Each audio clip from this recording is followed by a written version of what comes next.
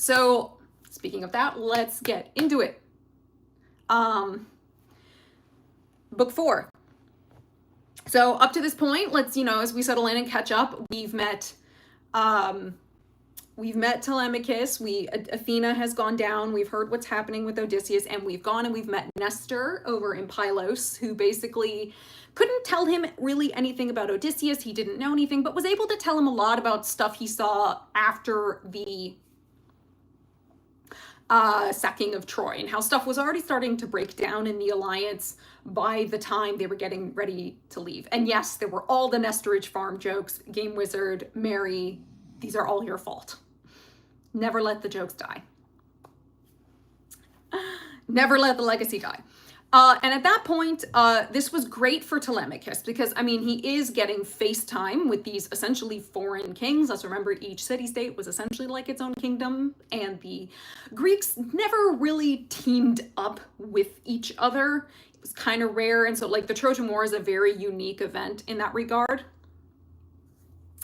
And so Telemachus, obviously he goes in, he has Athena who is disguising herself as mentor, and so nobody realizes that she's not the actual mentor until she, pops off all divinely, because that's what they do. And she's basically telling him, I'm here to help you out in your first instance of basically doing foreign diplomacy, which is what he's doing. And honestly, going to Nestor to do it is such a great idea, because Nestor is notably old. You cannot emphasize how old he is, and yet he is still in his prime. The man has, as we say, lived essentially 3 lifetimes. He has seen everything. In case you didn't know, he was a member of the Argonauts. The man has been around for a while. He has seen all of it. He's also a fantastic king. He's still ruling. Yeah, real old. And we get to see a great example of this is very good very good Xenia. We see him inviting Telemachus and his men in, and how to properly treat a guest, and we also get to see him perform wonderful sacrifices to the gods, which does also show us how well off Nestor is, which is a pretty nice contrast when we've met with the real mentor after this, and he's just like, what? Yeah, Marissa, the real mentor's like, wait, what? I did what? So the contrast with Ithaca, where we're seeing Ithaca is physically basic, or specifically Odysseus's palace is basically under siege. And then we get the nice contrast also between Ithaca, which is an island kingdom, and they are, we jokingly say, kind of like the backwoods, versus the mainland kingdoms. And we are in the Peloponnese, we are in the southern peninsula of Greece, and we're going to stay there because we're going to be heading over from Pylos, which is on the western side of Greece. We're going to be going to Sparta, which is far more to the east.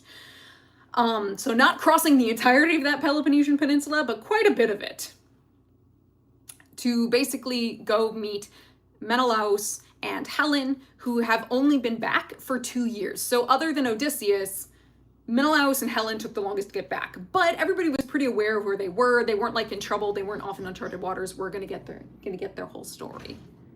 Thank you for the stretch, Radar. Please do not be a menace.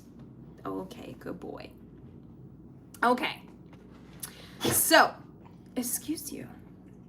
Yeah, you're a good boy. Sorry, I have Radar right below me, and I sense he's going to start being a menace. So we last left off with Telemachus and one of Nestor's sons, named Pisistratus, were headed out to Sparta. And so now we are in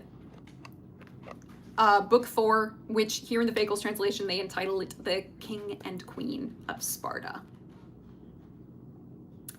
At last they gained the ravines of Lacedaemon, ringed by hills, and drove up to the halls of Menelaus in his glory. So, Lacedaemon,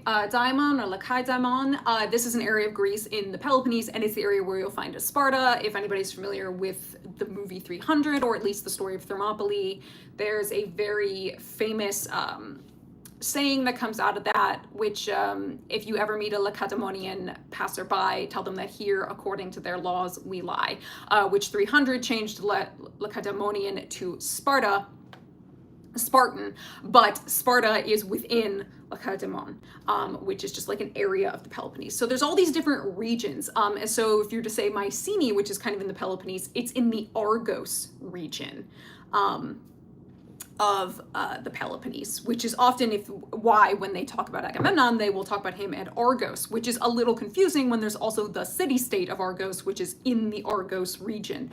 And if anybody has read the ODYSSEY, you get to that, and they've actually kind of up and moved, Aeschylus up and moved Agamemnon from Mycenae to Argos. Weird stuff happens as you keep going. And Menelaus, so I will often pronounce it as Menelaus. It should be said more like Menelaus. His name has a meaning. It essentially means kind of like vigor, power of the people, or even wrath of the people. Because his name is kind of a two-part name. They are called often like speaking names, if you will. So his name is two different kind of ancient Greek words. The first one being menos, which does mean like vigor or power, sometimes something similar to wrath. And laos, meaning people. If anybody has heard me pronounce Achilles' name is Achilleus, or his name similarly comes from the Aki plus the Laos.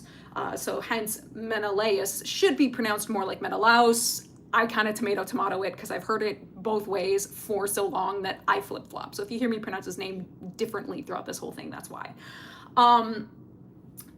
So fun fact about Menelaus, there are descriptors of him from Homer and from others that he's apparently kind of moderately tall. He's apparently good looking. And he very notably has auburn colored hair. So he is a ginger, a ginge, if you will, which was pretty notable. If anybody has, is Greek or has Greek relatives, like I think of my Greek relatives, tend to have darker hair and sort of more swarthy, if you will, complexions. And so the fact that he was a ginge was just like, yo, it's notable. It makes him stand out. I mean, he pulled Helen. He's no slouch. Correct, Mary.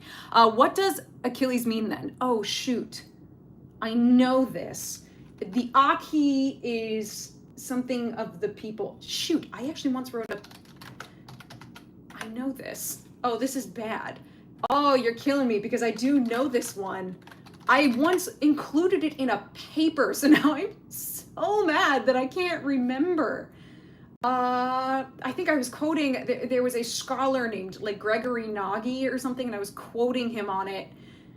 Yes, akos, meaning like distress, pain, sorrow, or grief, and laos, meaning people. So like he who had like the grief of the people, he who causes distress to people. Yeah, pain or grief. So, I mean, and given how great a warrior he was, yes. She's been stumped. I know, I couldn't remember, and I was like, shoot, I should have written that down, because I remembered writing, like, while I was typing that note, that Laos, I'm like, oh yeah, like Aki and Laos, and I'm like, I should have known. Tomato makes me laugh every time I hear it, because I'm not a native English speaker. Soremi-chan, yeah, that's a very, like, accent differences, so it's the same word, but pronounced slightly different again. Oh yeah, pecan and pecan. There are many words that, like, dependent upon where you are, the accent and the dialect will pronounce the same word differently.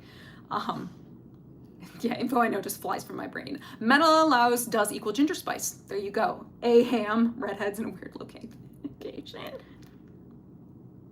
Remember babies. So yes, Menelaus also one of what are known as the Atrides, the sons of Atreus, the house of Atreus. Again, the best I can go to say if you want as much of a speed run of the house of Atreus, which is an extremely messy bloodline going back to Tantalus killing his son Pelops. My first ever video from Epic, which was The Horse and the Infant, I did as much of a speed run as I could of that house. Yes, Achromatic Hound. Always the house of Atreus. It is an absolute mess. Again, the Greek mythology and their bloodlines are messy, but House of Atreus is just like notably messy. And so they often talk about Atreus specifically, who is the father of Menelaus and Agamemnon, who is Menelaus's older brother.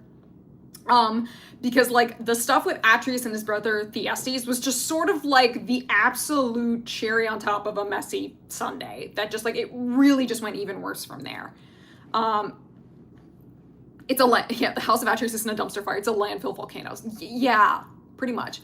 My translation says that Menelaus has blonde hair. Doesn't say something like light hair. So Charlie, probably, something I had mentioned in one of the previous book clubs is that the Greeks didn't really have words for color, like not like blue, red, green, purple the way we think of it. Hence you get things like wine dark sea and bright eyes for Athena. Like all they described colors in terms of light and dark, not necessarily in terms of shades and hues, because they just really didn't have language for that in ancient Greece. So while I'm saying yes, he's auburn, they were probably saying he's something like light hair, and you're more likely to find something like a reddish and lighter brown than you are to find like a blonde, especially at that time in Greece. Although Achilles, I think, is often noted to have like light, almost blondish hair, and that's likely from his partially divine kind of parentage.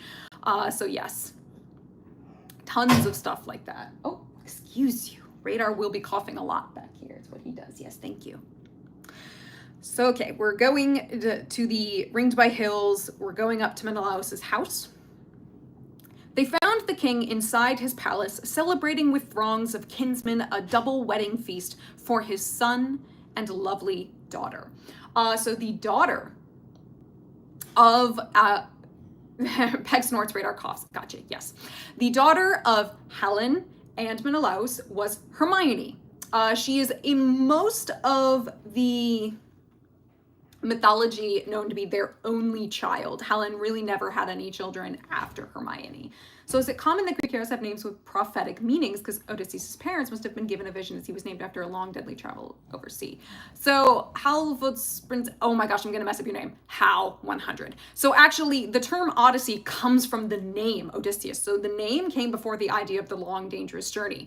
He was actually named by his grandfather. We will get to that actually later in the Odyssey. We get told that whole story. A lot of these characters' mythology often have meaningful names. And so sometimes you get into a kind of chicken and egg debate of what came first, like the name's meaning or the name, especially with some of the gods. A good example being something like Prometheus and Epimetheus, who are titans whose names essentially mean Prometheus being forethought, Epimetheus being hind thought, basically, and their whole story involves one being able to see ahead and one not thinking until it was too late.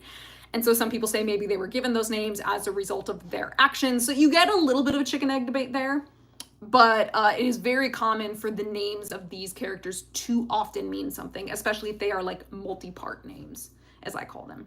Yeah. Halv. Okay. Halv, I will call you that. Oh, it was a bit of a joke. I'm sorry. Yeah.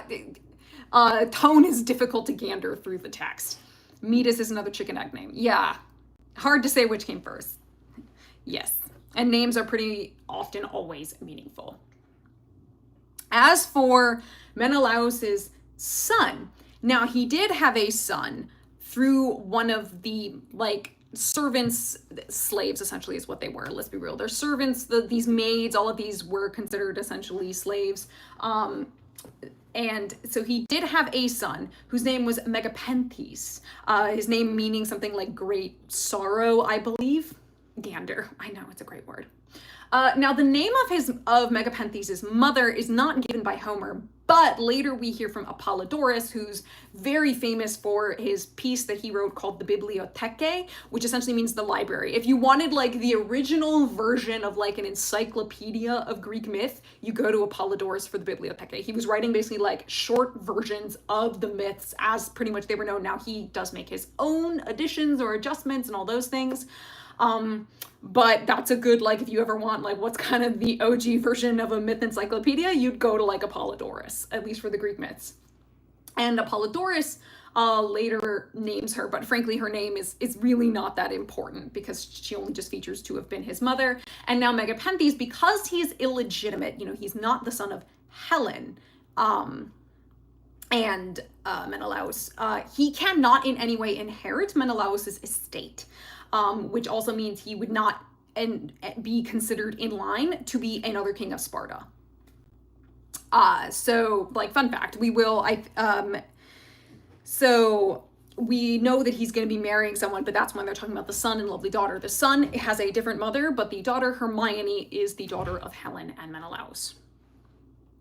The princess he was sending on to the son of great Achilles, breaker of armies.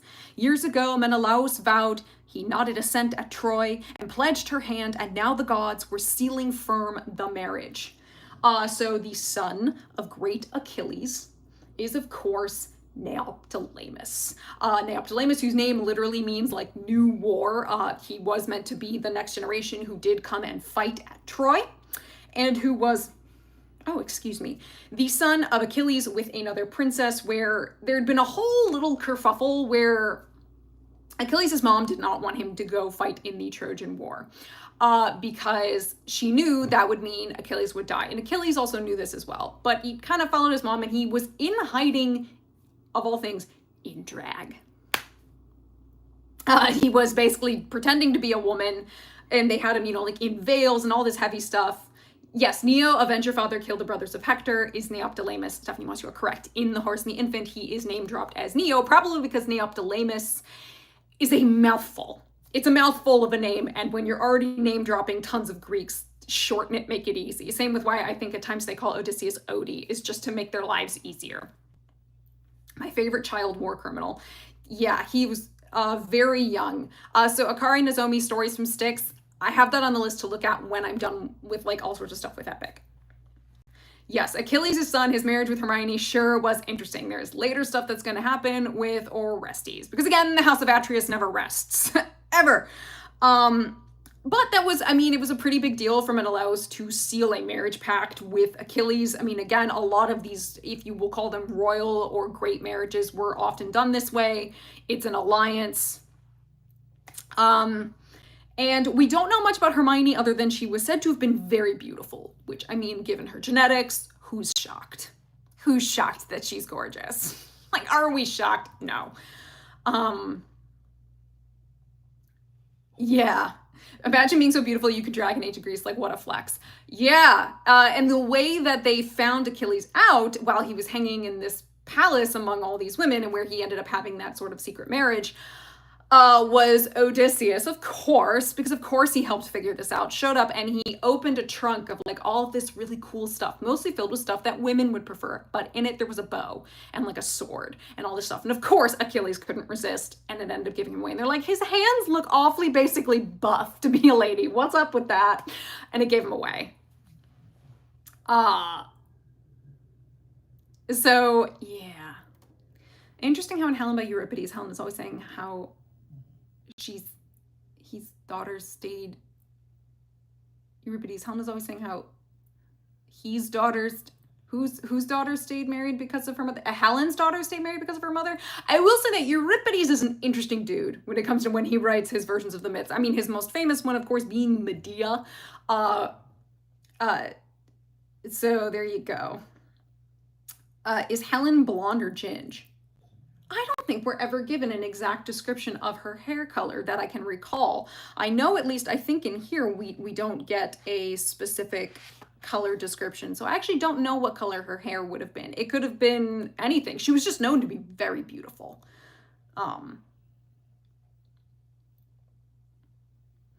So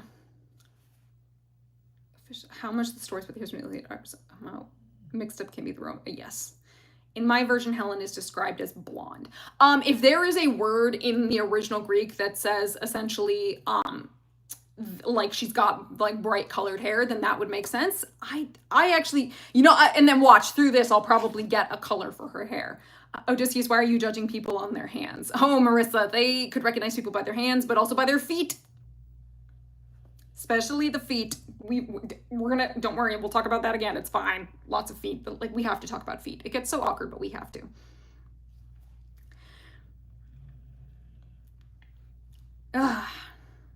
So he was sending her on her way with team and chariot north to the Myrmidons, famous city governed by her groom. The Myrmidons, of course, being the noted followers of Achilles. From Sparta, he brought Alector's daughter as the bride for his own full-grown son, the hardy Megapenthes, born to him by a slave. Alector, fun fact, was actually a grandson of Pelops and Hippodamia, who are part of that line of the House of Atreus, but that's pretty, like, far, like, they're distant enough that it's not considered too weird. The Achaeans are described as blondes in some sources. They are described, I think, as being slightly lighter, and they are from the Achaeans are often those who are a little slightly more, I believe, to the north. Would aside from not being able to inherit, would Megapenthes' mother being a slave have a big effect on how people treated him? No, because so Clover, if as it is here, Menelaus said, like, this is my son and we are acknowledging him, he would not be treated as essentially the heir, because he can't be. He's considered legitimate. But he wouldn't have been, like, treated on the equal par of, like, a slave or his mother. Like, his mother actually probably, like, again, would not have in any way been put on the same level as Helen, but she probably would have been treated very well, obviously. And Megapenthes would have been treated very well as well. I mean, the fact that he's bringing in the daughter of a great granddaughter, if you will, of Pelops and Hippodamia, he's able to arrange such a great marriage for his son, tells you that Megapenthes has been raised extremely well, he's been treated extremely well, and he's been treated well. He just cannot inherit anything. Like, none of the stuff is going to be able to go to him. Effectively, it's all going to go to Neoptolemus, ultimately, unless Helen and Menelaus were to have a legitimate male heir. But obviously, Hermione, in the majority of the sources, I think there's some later Roman ones and some others who try to say they have other kids, specifically like a son. But in almost general, it is just Hermione, and her husband is ultimately going to inherit the entirety of this estate. Oh, Alector, not Elector. Yes, Alector, A-L-E-C or K-T-O-R. So sorry, yes, not Elector. Sorry, the way I pronounced it probably made that difficult. Yeah, ancient Greeks were truly just on demon time 24/7 with recognizing people in weird ways. It's true. Game Wizard, what are you saying? I see people screaming. Is Quentin Tarantino a descendant of Homer then? Because it explains the feet thing. Game Wizard, get out. No, actually, don't leave. I hate you. And also, yes, Usagi Kazunagi, there is a Discord. I need to, it's linked to Patreon. I need to figure out how to fix that. Oh, I know. I do like you, Game Wizard, and all of and you get all my references and make good ones. You're all menaces in this chat. It's great. Such menaces. Ugh.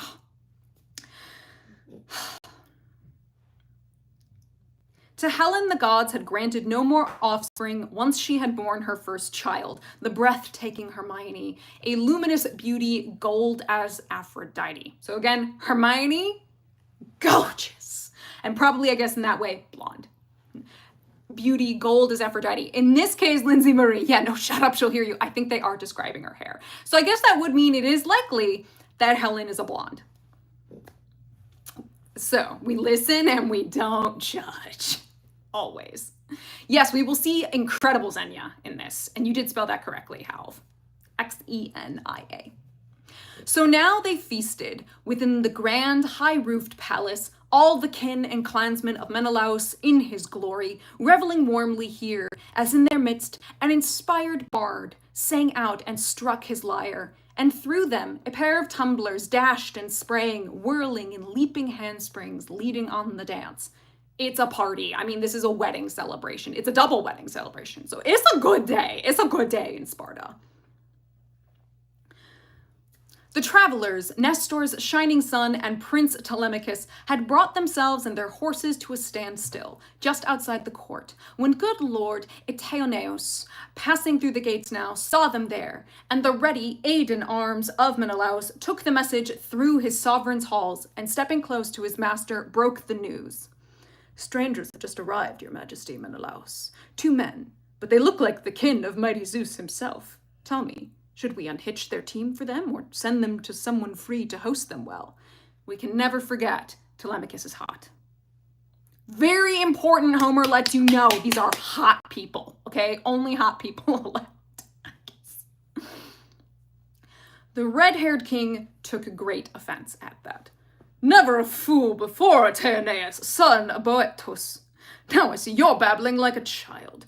Just think of all the hospitality we enjoyed at the hands of other men before we made it home. And God save us from such hard treks in years to come. Quick, unhitch their team and bring them in, strangers, guests, to share our flowing feast. Good, Xenia. This is good, Xenia. Now, it is true that, what did we say? Eteoneus, what did we call him? A aid in arms, sort of like a a personal servant, if you will, of Menelaus. Yes, this is Xenia game on point. Briefly, hold on, Lala897. I don't want to go off on a tangent, but since you were talking about legitimate sons, I never understood why at 20, Telemachus could not become the new king. Are there sources who talked about that? Lala897, go back to books 1 and 2. These live streams, we talk a lot about why Telemachus was stuck. Short version is we have not declared Odysseus dead. We're stuck. Like a footman, kinda, an aide, if we will. Maybe we'll call him like his secretary.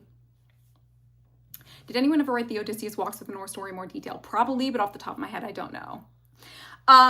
So Menelaus, Teoneo is basically saying, like, do I let them in? I mean, to be fair, they are in the middle of a wedding celebration. And so, you know, they're having a big event and you've just got strangers and we don't know who they are who are here. Menelaus, smart man, knows his Xenia is like, yo, bring them in. Like, yeah, we're having a celebration, but like we've had so much help and so many people have been great to us. Like we let them in. We do good. We give good Xenia here. Come on. Also, again, we're going to see frankly how wealthy Sparta is. Like we thought Pylos was wealthy. Sparta, a different kind of wealthy. And yes, if I lived in ancient Greece, I'd assume every stranger is a god in disguise. Alice, you are correct. Xenia always on the mind. These are like, you always do have to keep that in mind. So again, Menelaus, not stupid. Do we invite strangers to the wedding reception? Fuck yeah, man, get them in here. Heck yeah. And yes, to be fair, Homer made sure we knew Odysseus was hot too. He makes sure to let you know if somebody's hot, you're gonna know if they're hot. And it's gonna get brought up in case you forget. Back through the halls he hurried, calling out to other brisk attendants to follow quickly. They loosed the sweating team from under the yoke, tethered them fast by reins inside the horse stalls, tossing feed at their hooves, white barley mixed with wheat, and canted the chariot up against the polished walls, shimmering in the sun, then ushered in their guests into that magnificent palace. Both struck by the sight. They marveled up and down the house of the warlord, dear to Zeus.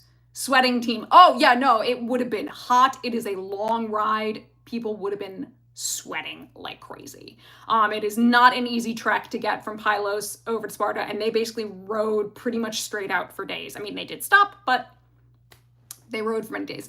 What features would be considered the height of beauty standards then? You know, Jesse, I don't know, actually. I don't know what exactly would have been considered the height of beauty standards. I would have to go do a little digging to figure that up. Kalokagatia good means also good looking. Mariana. Yes, thank you to anybody who like knows either modern Greek or ancient Greek linguists in the chat. You're my favorites. Thank you. Unofficial beloved mod. Yeah, Game Wizard, you basically are my unofficial beloved mod. Thighs. Yeah, we talk about thighs. You can recognize people a lot by their feet because they often go barefoot or are sandaled. The joke on thighs is that Homer especially likes to talk about them a lot, in case anybody is curious why thighs are getting brought up a lot. Oh, goodness. A radiance strong as the moon or rising sun came flooding through the high-roofed halls of illustrious Menelaus. Once they'd feasted their eyes with gazing at it all, into the burnished tubs they climbed and bathed. When women had washed them, rubbed them down with oil, and drawn warm fleece and shirts around their shoulders, they took up seats of honor next to Atrides Menelaus. For those who just arrived, we are only about almost 60 lines in. A maid brought water soon in a graceful golden pitcher, and over a silver basin tipped it out so they might rinse their hands, then pulled a gleaming table to their side. A staid housekeeper brought on bread to serve them, appetizers aplenty too, lavish with her bounty, as a carver lifted platters of meat toward them, meats of every sort, and set before them golden cups. The red-haired king, Menelaus, greeted both guests warmly. Help yourselves to food and welcome. Once you've dined, we'll ask you who you are. But your parents' blood is hardly lost in you.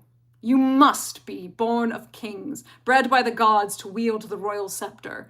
No mean men could sire sons like you.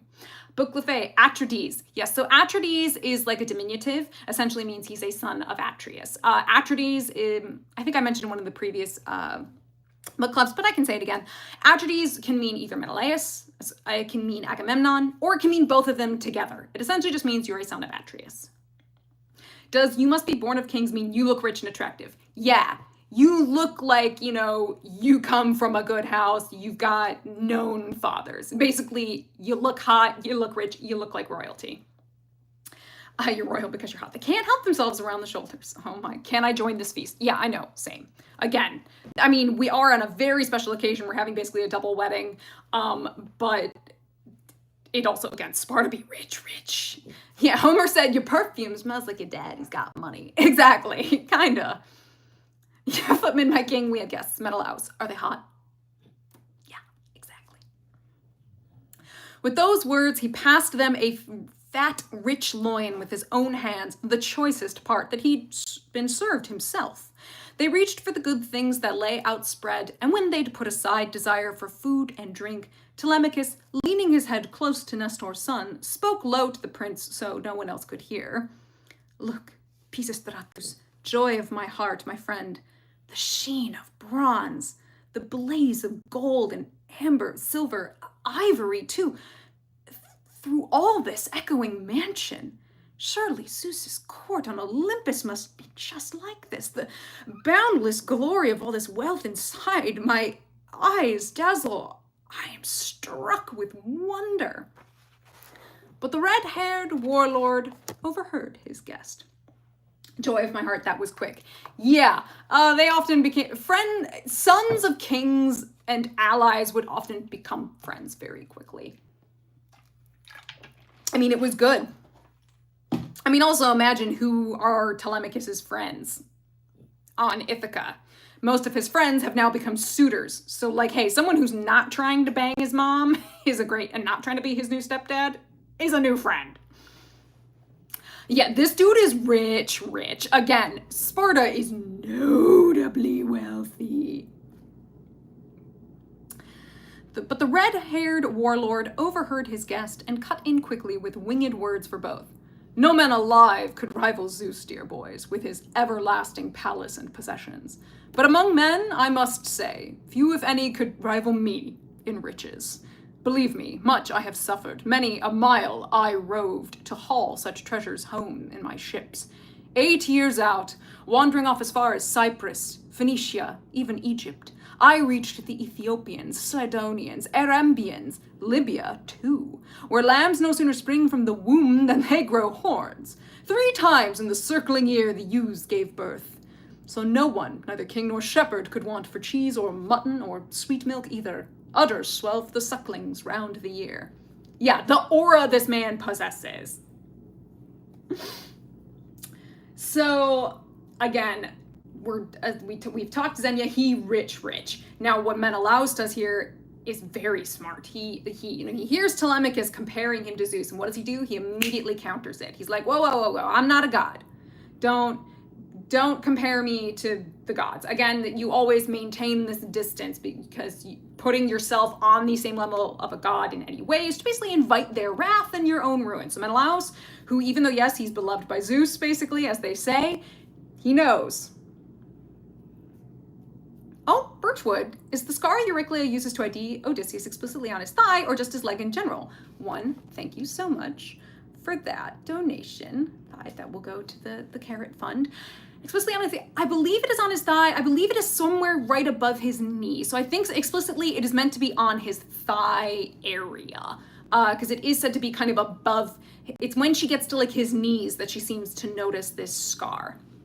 You know when someone's like an 8 but their vibe makes them 9 to 10, it's giving Menelaus. Correct. Yeah, it's above his knee, so it is specifically on the thigh. Birchwood, that is a very good question. Yeah, he was scared Zeus was going to be turned out to have some sort of plant.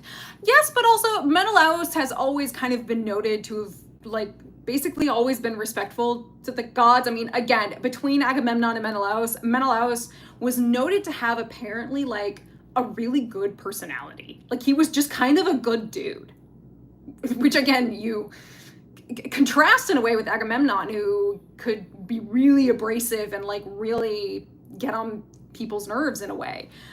So Menelaus just always a good dude, and they often say, I believe, that was part of why Helen chose Menelaus, even though arguably Agamemnon would have been considered the more powerful of the two Atrides in terms of contenders.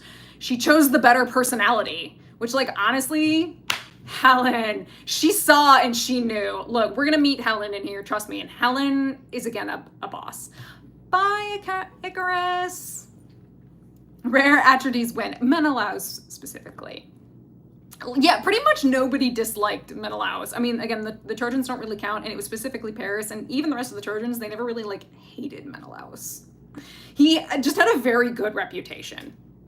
Dracologist, rare Atrides. Yes, so that second T, make it a D, and you get it right. But we misspell things all over the place. Little Riot, Odie with his scar be like, what if he's written mine on my upper thigh, but about the floor? Question, does the gods allow revival? Can they revive souls back to life? Just curious. No, there is no reincarnation that happens. It is extremely rare for a soul, once they reach the underworld, to leave it. And they basically never do. Agamemnon versus Menelaus is the whole older screw-up brother and younger brother who learns from his older brother's mistakes. In a way, but Agamemnon's greatest mistakes essentially happen while they're already on the way to Troy, and even then, we will hear Menelaus talk about his brother. I also then want to talk about these, Odie, take some notes. The descriptions of these ewes, these female sheep. Wasn't Achilles like half in the underworld, though, a shade? He's in the underworld. He is a shade. Achilles is in the Elysian fields. So Runic Raptor, I do want to say, if you're taking inspiration from Song of Achilles by Madeline Moore, she's writing kind of her own version. Achilles is in the underworld. So this description we get from Menelaus of these ewes, who apparently can, what does he say, 3 times in the circling year a ewe gives birth. Menelaus is essentially spinning a good yarn. The way he's describing his travels, it's in line with the way one would speak of like these far off regions of the world. AKA, we've got an element of exaggeration and impossibility, but we're not necessarily outright lying. Like, where he's exaggerating stuff like, wow, these ewes gave birth like 3 times in 1 year and it was like totally weird. Like, look, it's basically saying this is how plentiful they were. He's using exaggeration. Yeah, a land of milk and honey, kind of. Yeah, he's giving an exaggeration to essentially say this is how incredible this place was. And he is, to them, traveling to very foreign, exotic, far-flung places, because the Greeks, a lot of the sailing that's done in this period, they don't like to be out of sight of land really that much. It gets really dangerous at that point. Like, they don't really have compasses or anything to help them direct, so it's scary when you're out of sight of land. So the fact that, damn, even Menelaus could fall into Orientalism. Oh, they all could, in a way. And for them, part of it is also like the where they are traveling there in like Africa and the climate was really different from Greece. So to them, it was like, this must be a different world. And the world was only really so big. If Agamemnon had been the scorned husband in the Trojan War, boy, I don't want to think about how that would have ended. Yeah, we're glad it was Menelaus.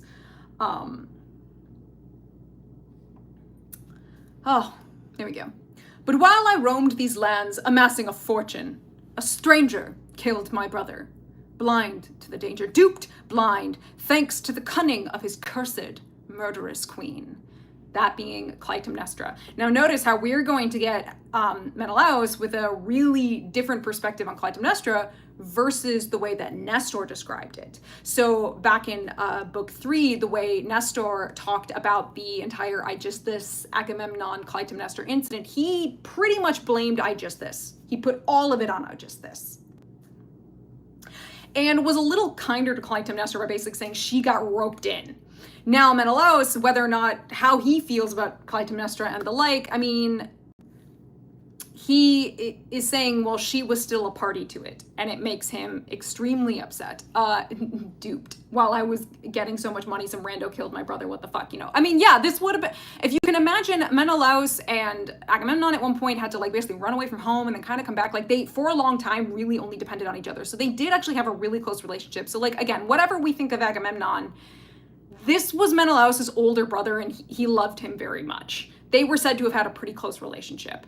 And so it had to have been devastating for him to come home and hear that his brother was murdered in his own house. And so that's, I mean, it is sad. Again, like, as much as all these characters are messy and we can dunk on them and do all that, it's ultimately a true tragedy. Somebody asked a question up in here. Hadn't Agamemnon chilled out a bit by the end of the Trojan War? Not really, James. In book 3, we heard about how basically everybody was getting drunk and already fighting with each other after the sacking of Troy. So Agamemnon was extremely ambitious. And he had a quicker temper than Menelaus. It's pretty clear, just from the writing and the interactions they have. Only Menelaus could love a man like Agamemnon, a brother's man. And in a way, you could say Agamemnon protected him a lot when they were kids and they were having their family issues that were causing problems and putting their lives in danger.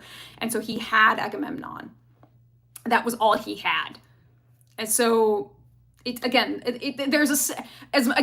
dunk on Agamemnon, but for Menelaus, the pain he feels is very real, and we feel for him. Hi, Zavi. Book club's going extremely well. We're like 100 lines in on book 4. Agamemnon was the problem. Is it me? Am I the problem? No, it's the children who are wrong. Well, in Agamemnon, no, it can't be me. It's my incest cousin, which, look, this is not great. Yes. Oh, Mari, please socialize. Yes, interact with real world. Yes, Agamemnon may have been a mess, but he was a protective big brother. Correct, Marissa. It's very much like I say, Zeus is a hot mess, but he's a fabulous girl dad to Athena. And we will stand on that. So he is, and again, the cursed murderous queen. This is a reference to Clytemnestra, and obviously we will also be talking about Aegisthus. So I rule all this wealth with no great joy. You must have heard my story from your fathers, whoever they are, what hardships I endured, how I lost this handsome palace built for the ages, filled to its depths with hordes of gorgeous things. Well, would to God I'd stayed right here in my own house with 1/3 of all that wealth, and they were still alive, all who died on the wide plain of Troy those years ago, far from the stallion land of Argos. So Stallion land of Argos, again, we're talking about the region of Argos, which is where you get Mycenae and Argos. And again, Lacedaemon is just like a wee bit south of that. But I guess he can talk about Argos. I mean, he grew up in and around Mycenae, so he's familiar with the region of Argos. Yeah, you must have heard all this from your fathers, whoever they are. He has not yet gotten their identities, even though he's fairly certain he can kind of tell who they are. I have a feeling you're going to be a little pointed about God games. We have thoughts on God games, but I won't give them away. So now what Menelaus is talking about here, it's not just like the fact that he didn't see home for essentially 17 to 18 years, which is 10 years off fighting in Troy, and then 7 to 8 kind of wandering around Egypt and all these bits of Africa, these sort of unknown, not as well seen and traveled places to a lot of these other Greek characters. So, I mean, he and Helen are having the coolest second honeymoon ever, basically.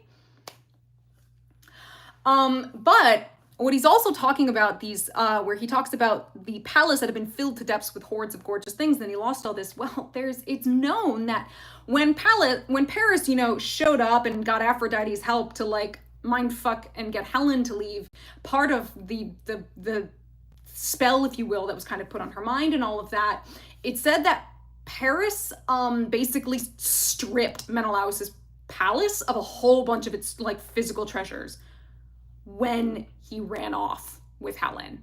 Yes, I have watched Wisdom Saga all the way through, even though it's not posted, they are edited and they're queued. Is Menelaus going to teach telemarketing all the lessons his daddy never could?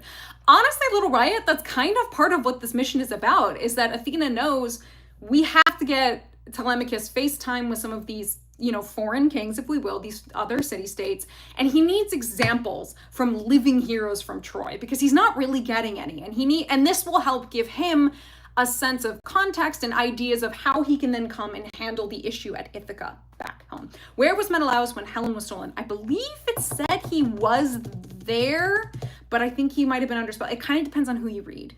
I do believe he is there, but because there's trickery of Aphrodite and stuff going on, stuff happened. With the speculation about Agamemnon, can I ask, how did the people of the times feel about Iphigenia's sacrifice? What we've depicted is, in the tragedy, is at least 400 years of different sensibility. It was a tragedy. It was a big no-no. It was a huge tragedy. It was basically a massive tragedy of misinterpreting an omen.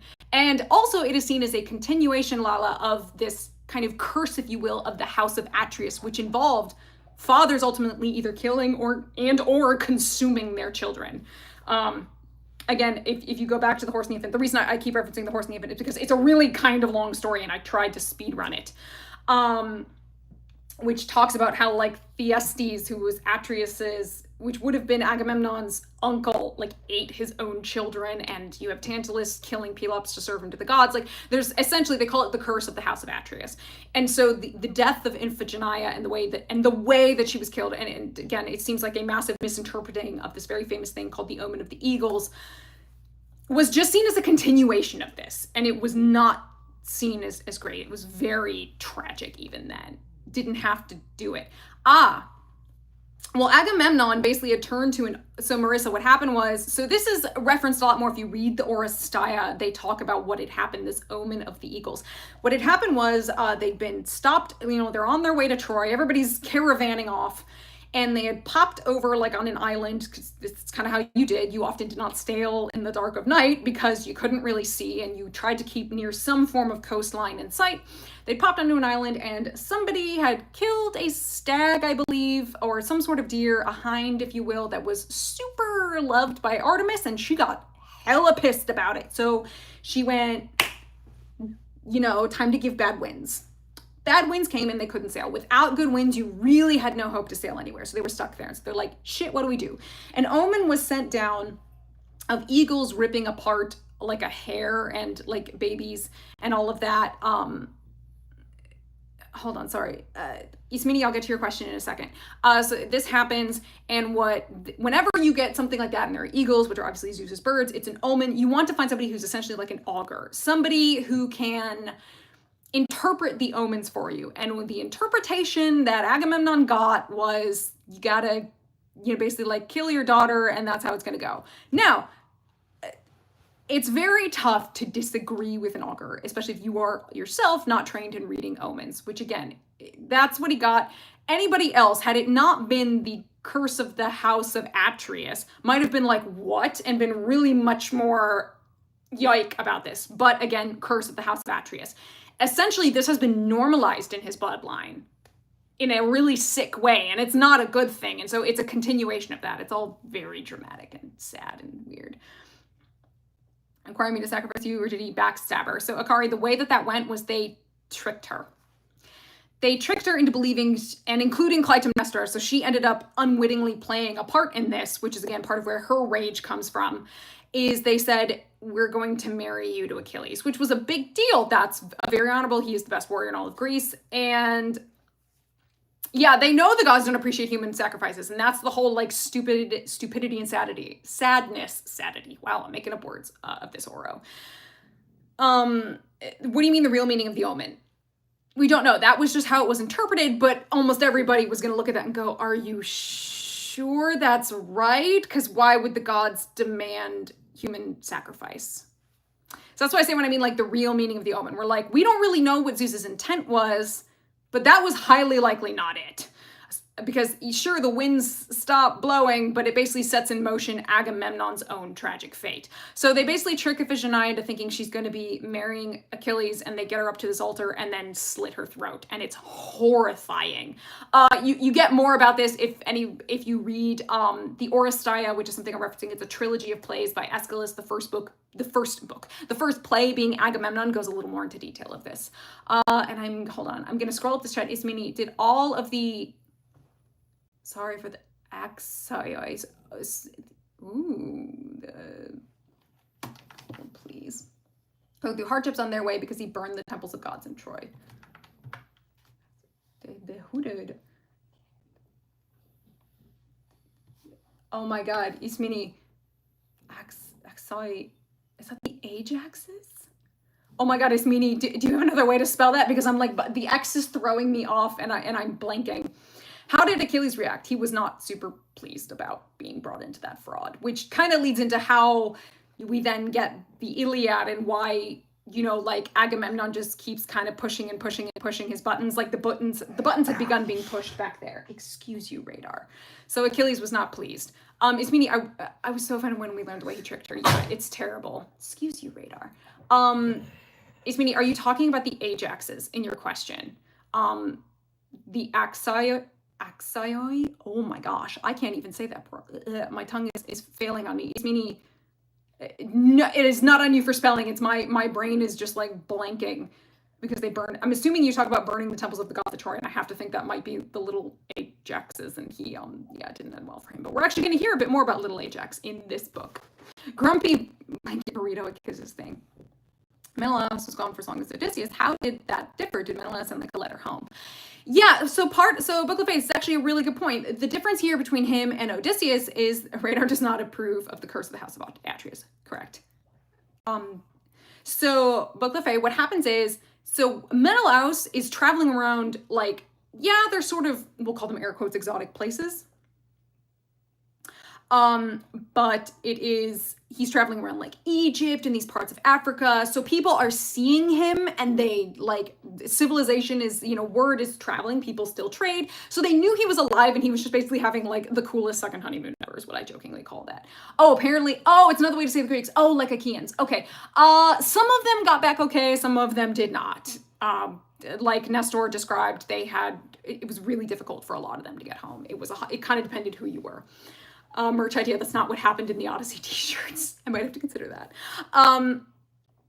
So the difference with Menelaus was people knew where he was and they knew he was alive. The problem with Odysseus is he was often ending up in kind of uncharted, if you will, places and nowhere where there was Greek civilization that was having trading communication with each other. Like the Lotus Eaters, ain't nobody going there, and if they do, they often just end up stuck there. Nobody's really hanging out on the Cyclops Island with Polyphemus. You know, Circe, like, you don't really show up there all that often, and like all these places, there's just like no word was getting back to anybody. Nobody knew where they were. Axelon. We need the t-shirts. I will have to look at that. My graphic design is very rusty, so I'd have to think about it. If you need a graphic designer, hey, Maria, I might have to talk to you. Human sacrifices are great. Gods love them. I heard Tantalus got a special place in the underworld just for him after he tried it. No, I don't need more context. Why would you ask? Yeah, literally, James Barker, literally. Loki would eat the lotus just to chill a bit. The problem is that it also just kind of makes you forget who you are. Like just one taste is enough to really cause problems, and then you just never leave, you waste away and die, which is the real tragedy, again, of the Lotus Eaters. You're essentially seeing like an early version of somebody who's succumbing to the disease of basically almost like opioid addiction. 2 seconds with the illustration.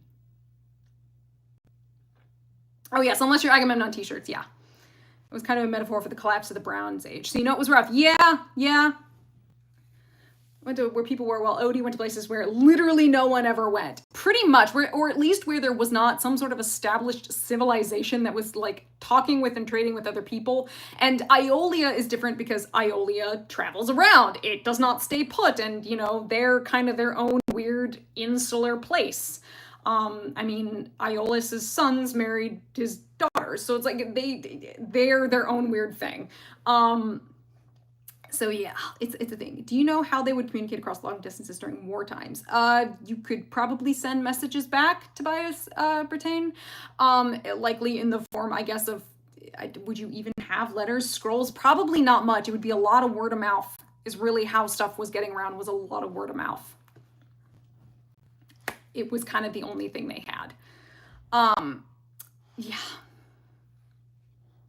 But okay. The Stanley Land of Argos. Okay. Yeah, mostly messengers, but you can't really send messengers out at sea. Yeah, you can't. And because there was danger to that.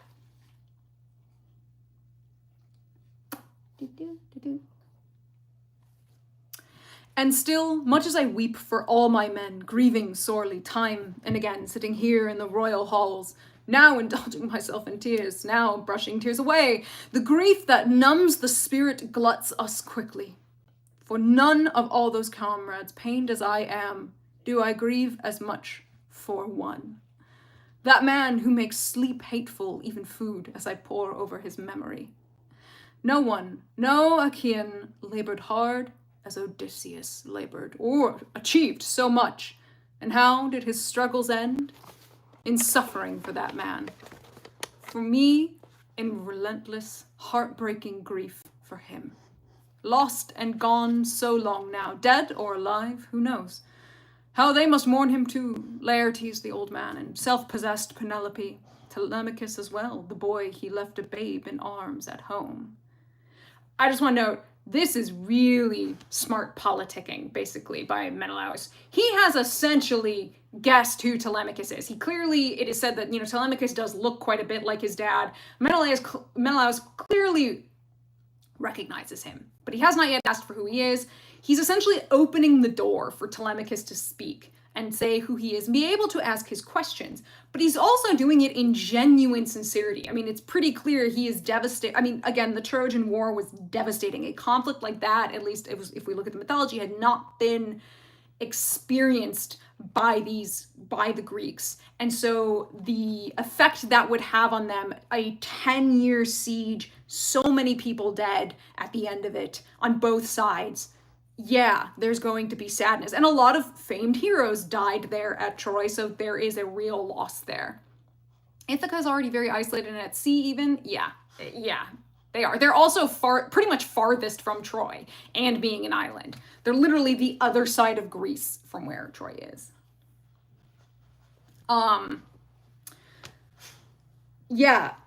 Yeah, once again, Odyssey is highly emotional. It's, big emotions. They were very big on these emotions. And it would, I mean, we're going to see a bit more of really, you can tell how much this has affected Menelaus when we would see some stuff that Helen does, because it really just pegged the book stitcher. It really emphasizes just how sad he is. Natasha, I'm going to say, Natasha, a lot of these questions on Hades and the underworld are kind of not relevant to what's going on here. No, he would not. None of that type of thing goes on. There is no reincarnation or anything like that goes on with the Greeks. I know you're talking in chat. Ain't a proper Greek story without the emotions. The primetime soap opera of the time when someone decides to recite it. Yeah, no, we're on the big emotions. But this is also really good for Telemachus to see how somebody is leaving you, giving you a diplomatic opening and all this. And what we're going to see from Telemachus is how, one, he is new to this and all the big emotions that are happening.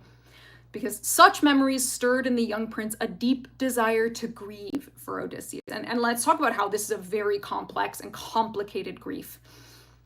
Because he's never met this man and he doesn't know if he's alive or dead. The idea of how do you grieve that for someone you don't even know and you've only heard stories of? It's really complicated. Tears streamed down his cheeks and wet the ground when he heard his father's name, both hands clutching his purple robe before his eyes.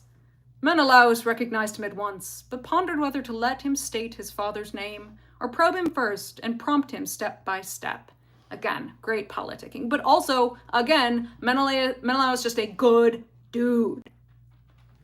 He's just got a good personality, and that he understands, he's pretty sure this is Telemachus, and since he's right, he kind of gets the emotions this kid is going through, and he's like, how am I going to let this kid deal with this?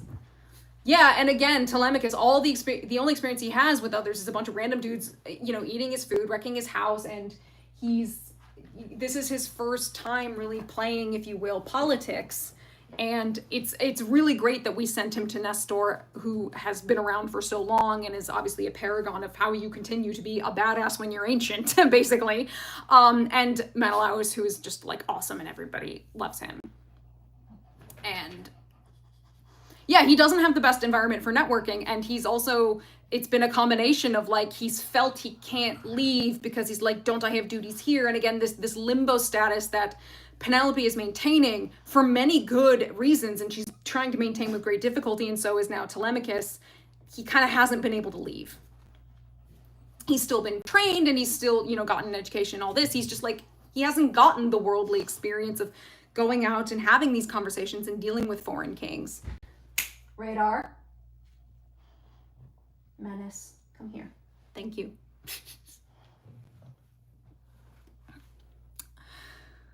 While he debated all this now within himself, Helen emerged from her scented, lofty chamber, striking as Artemis with her golden shafts, and a train of women followed. Adresti drew up her carved reclining chair. Alcippe brought a carpet of soft piled fleece. Philo carried her silver basket given by Alcandre, King Polybus's wife, who made his home in Egyptian Thebes, where the houses overflow with the greatest troves of treasure. The king gave Menelaus a pair of bathing tubs in silver, 2 tripods, 10 bars of gold, and apart from these, his wife presented Helen her own precious gifts: a golden spindle, a basket that ran on castors, solid silver polished off with rims of gold. Yeah, they went to real rich. Is golden shafts also a reference to her hair? Yeah, it could be, because it does seem she had lighter, more golden hair. Yes, Menelaus would be the guy to watch My Little Pony with his daughter and love every second of it. Absolutely. As soon as Helen enters, yeah, a harp is playing. Yeah, no, she was noted to be so stupidly beautiful that, we ended up having a whole freaking war over it. She really was that good looking. There was something unearthly about how beautiful she was.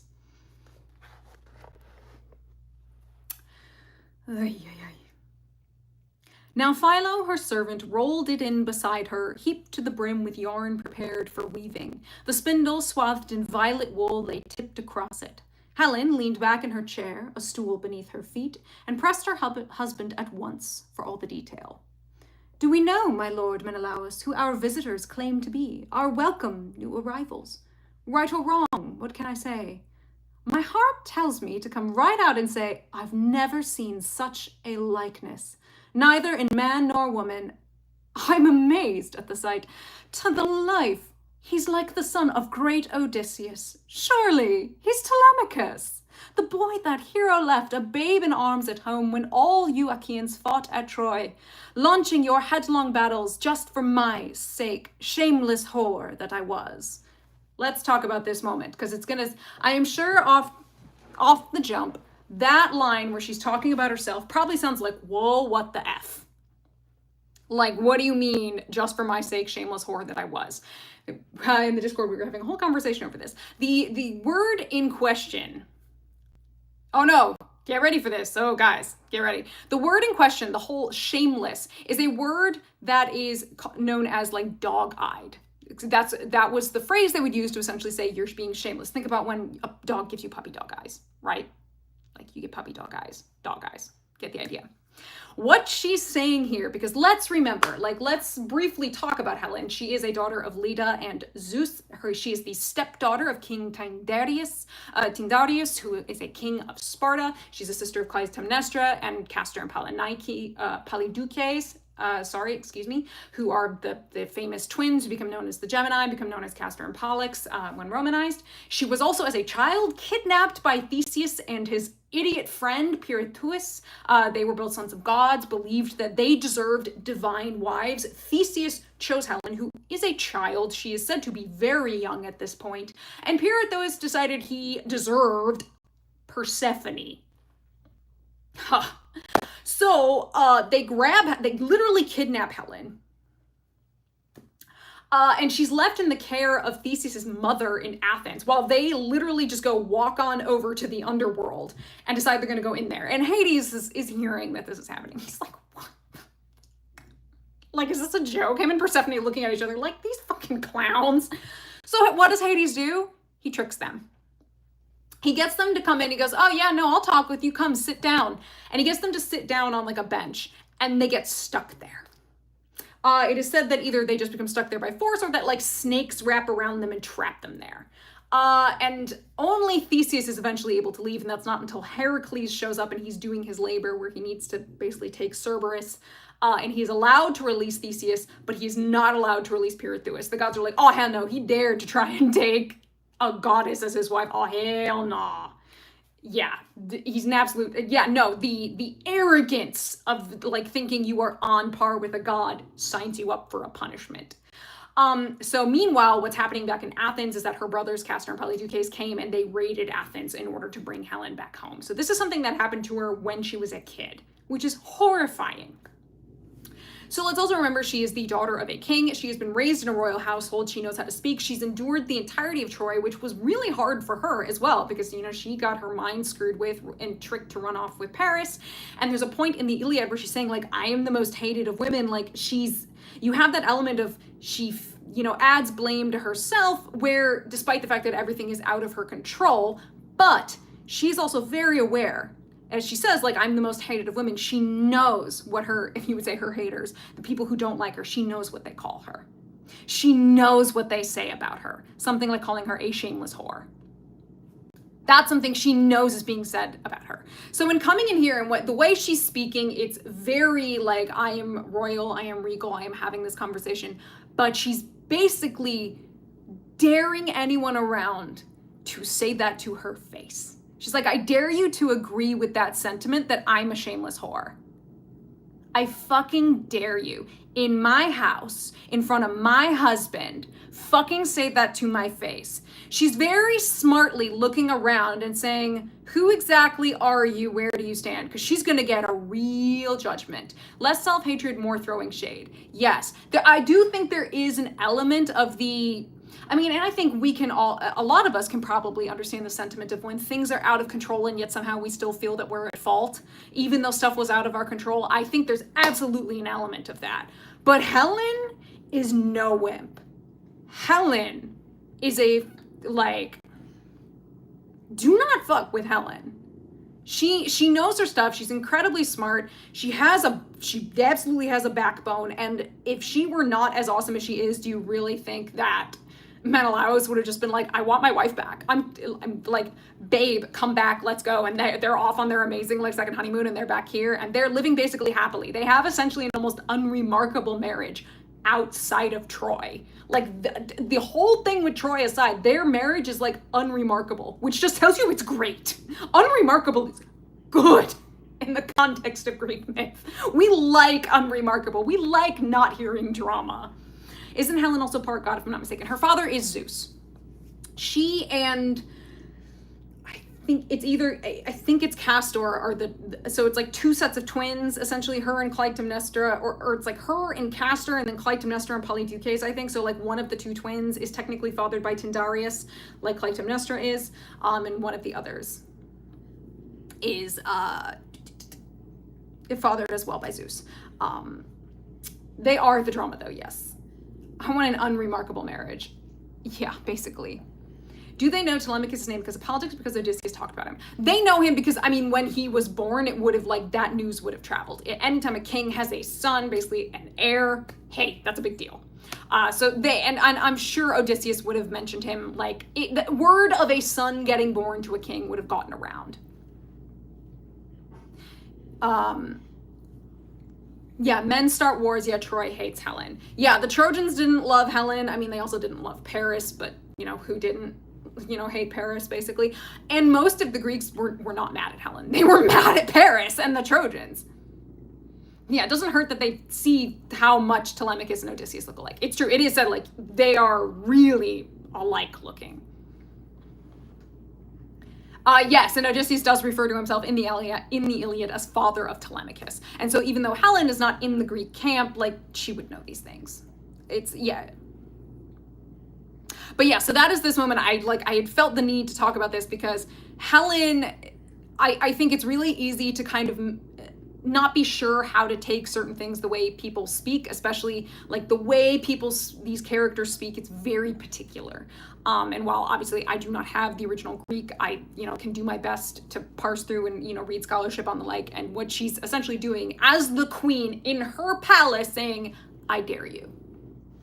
Because normally a response would be, yes, I fully agree with what you say, but no, don't agree fully with what she's saying here, because then you're agreeing and calling her a shameless whore, which you absolutely would not want to do.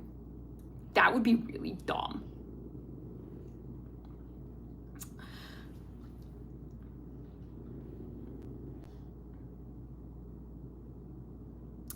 My dear, the red-haired king assured her, now that you mention it, I see the likeness too.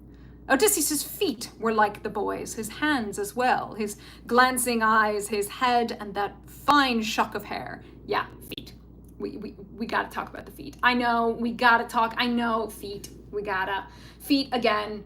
The ancient Greeks, they went around barefoot or in sandals. Familiarity with the shape of someone else's foot was so common. Literally, there are some later writings that talk about stories where people could recognize footprints and say, oh, I recognize the shape of that footprint and I know who that is, and I can follow it. Like, it's a thing. It's a thing, and it's just because literally how they went around in their daily life. Excuse me.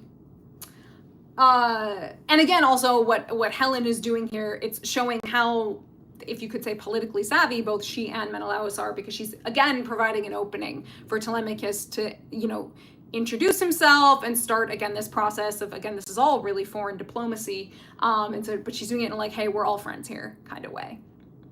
Read Dungeon Chronicle. The AI character has a foot fetish and it's with hilarious, very creepy. Oh my god. Oy, oy, oy. Yes, and just now, as I was talking about Odysseus, remembering how he struggled, suffered, all for me, a flood of tears came streaming down his face, and he clutched his purple robe before his eyes. Right you are, Pisistratus stepped in quickly. Son of Atreus, King Menelaus, captain of armies. Here is the son of that great hero, as you say. But the man is modest. He would be ashamed to make a show of himself his first time here and interrupt you. We delight in your voice as if some god were speaking.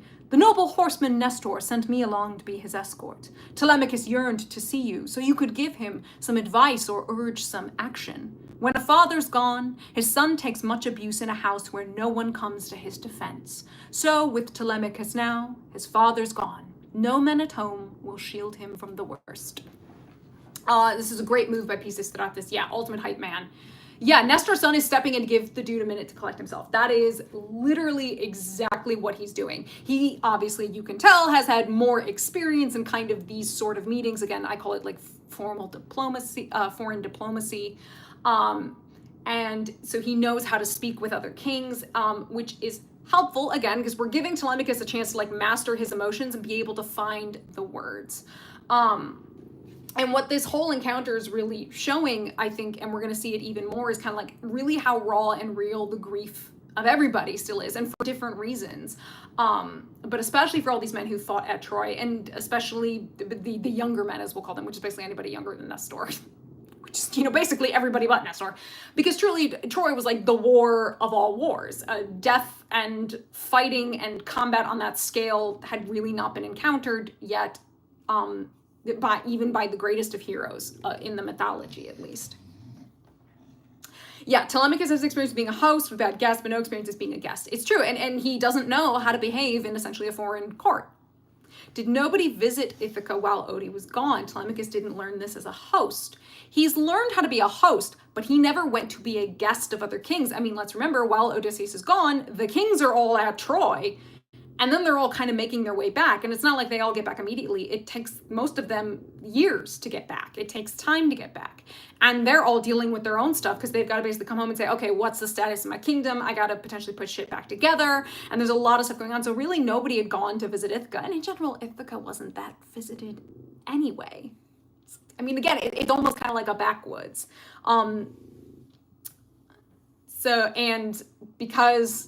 And the issue that, again, Telemachus and Penelope are having is that we have not declared Odysseus dead. So there's Ithaca and Odysseus' palace is existing in a kind of limbo at this moment.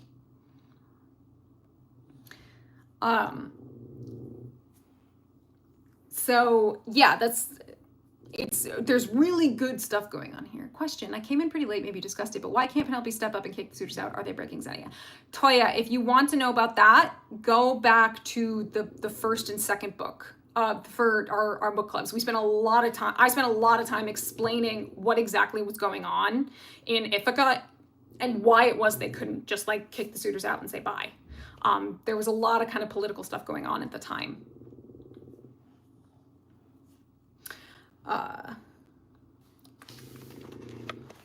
Wonderful, the red-haired king cried out. The son of my dearest friend here in my own house. That man who performed 100 feats of arms for me. And I swore that when he came, I'd give him a hero's welcome. Him above all my comrades. If only Olympian Zeus, far-seeing Zeus, had granted us both safe passage home across the sea in our swift, trim ships, why, I'd have settled a city in Argos for him, built him a palace, shipped him over from Ithaca, him and all his wealth, his son, his people too, emptied one of the cities nestling round about us, one I rule myself. Both fellow countrymen then, how often we'd have mingled side by side. Nothing could have parted us, bound by love for each other, mutual delight, till death's dark cloud came shrouding round us both. But God himself, jealous of all this, no doubt, robbed that lucky man, him and him alone, of the day of his return. So yeah, Menelaus and Odysseus got along. Again, Menelaus was said to have a good personality. Yeah, no, he and Odysseus very much got along. I mean, and it's really, he could say, thanks to Odysseus in many ways, that everything worked out the way that he did. I mean, Odysseus was part of creating the pact of the oath of, or the pact of Tyndareus, which was the pact they all agreed to, which was that if Helen were ever taken, they would all band together. So he could thank him from that. But then also the Trojan horse, again, as much as it was not seen as super honorable, it got the job done. It ended the war, and Menelaus was able to, reclaim his wife and be happy. And so they got along. And so he's saying, like, that man did more in a way than so many others in helping us solve this problem. Yeah, I want to freaking thank him for it. Like, oh my God, thanks, dude. And so, blaming Zeus for men's actions again. He's saying, like, well, it must be, part of the way that he's saying it, though, is like, it must be the will of the gods, essentially, that he's not gotten home. But we're also going to hear a bit more about this because Menelaus he's got some tea, if you will. He's got some good hot goss he can spill about Odysseus. Even though he doesn't know everything, he does know some things. Yeah, he has no problems with the horse plan if it works, because that's his wife he's trying to get back. Exactly.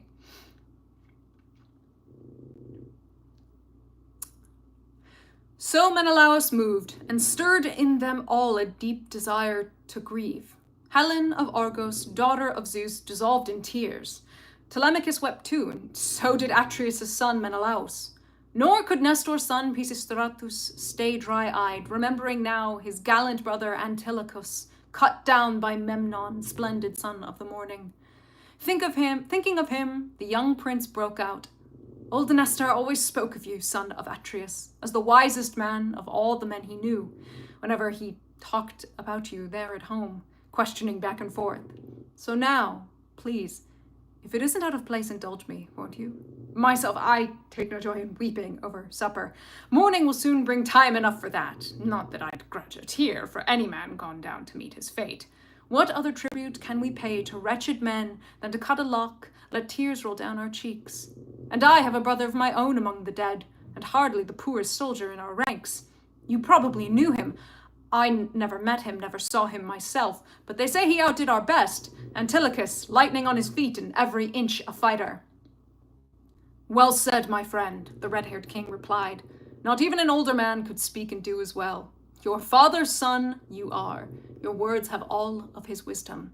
It's easy to spot the breed of a man whom Zeus has marked for joy and birth, and merit both. Take great King Nestor now. Zeus has blessed him all his livelong days, growing rich and sleek in his old age at home. His sons, expert with spears and full of sense. Well, so much for the tears that caught us just now. Let's think again of supper. Come, rinse our hands. Tomorrow at dawn, we'll offer me and Telemachus time to talk and trade our thoughts in full." Yes, men are allowed to cry. Men are very much allowed to cry in the Greek epics. Is Peg purring? Yes, she's snoring at my feet. Then Zeus's daughter Helen thought of something else. Into the mixing bowl from which they drank their wine, she slipped a drug, heart's ease, dissolving anger, magic to make us all forget our pains. No one who drank it deeply, mulled in wine, could let a tear roll down his cheeks that day. Not even if his mother should die, his father die, not even if right before his eyes some enemy brought down a brother or darling son with a sharp bronze blade. So this use of drugs, and using them not to harm, but to heal this grief, is an actually great contrast in a way, again, with her sister Clytemnestra, who we've mentioned throughout all of this. It also speaks to how intense the emotions are of all the people present, that she sees a need to calm everyone's hearts in this way, to make sure that they get rest, that they're able to continue, because grief is a very powerful thing. And she's like, if I can help, I will help. And it's pretty good. And again, Mixing bowl question, do we know how big the bowls were? Was mixed wine poured in cups or drank from the bowl? It would be poured often in cups. Wine was often also stored in these great amphoras, and because you're cutting it with water, you kind of mix it all together and take a cup. He's traveled with Helen. We all know Zeus is a girl dad, so there must be something there. Yeah, too much crying here, take this questionable substance. I mean, herself included, we know Helen herself is also crying. Like, they're all, you know, having a lot of grief, and she's like, you know what? Let's be able to sleep, because obviously there is still work to do. We still need to go on. Stuff needs to get done. The Heartsease seems like a very valuable gift. Was this also meant to show how great the Xenia she gives is? It is also, like, to use something that would likely be this special is, again, great Xenia. She's looking around and seeing, I need to assist my guests and my husband and myself. So I'm treating my guests as if they are one of my own, basically.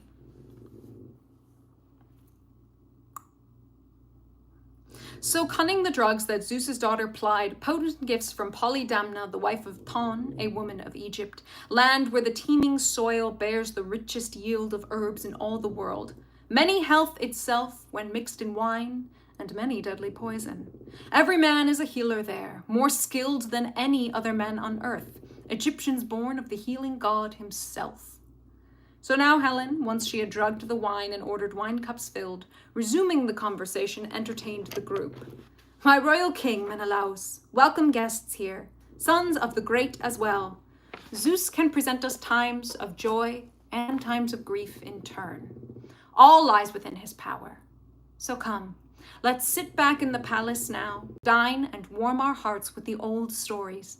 I will tell something perfect for the occasion. Surely I can't describe or even list them all, the exploits crowding fearless Odysseus's record. But what a feat that hero dared and carried off in the land of Troy, where you Achaeans suffered.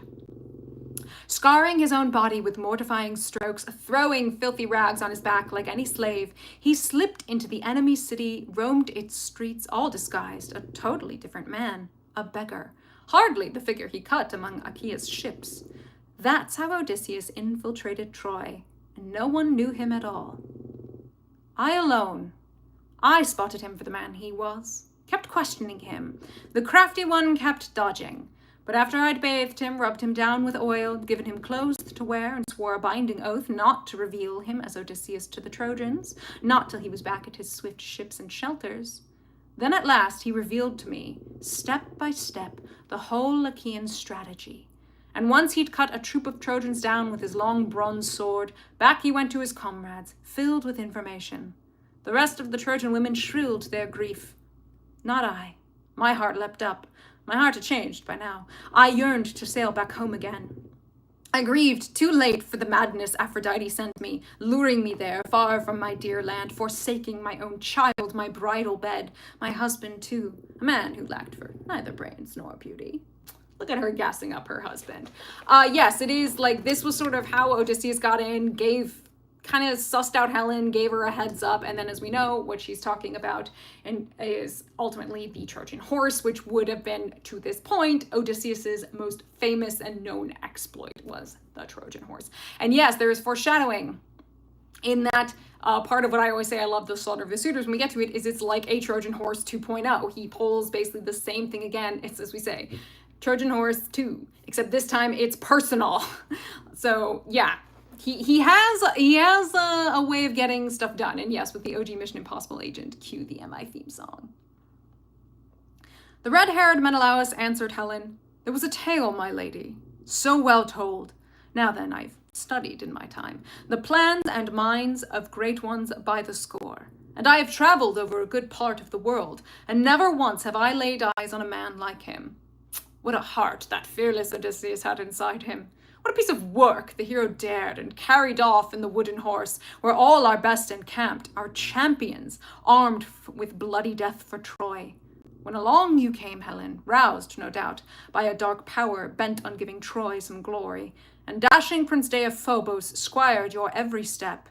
3 times you sauntered round our hollow ambush, feeling, stroking its flanks, challenging all our fighters, calling each by name.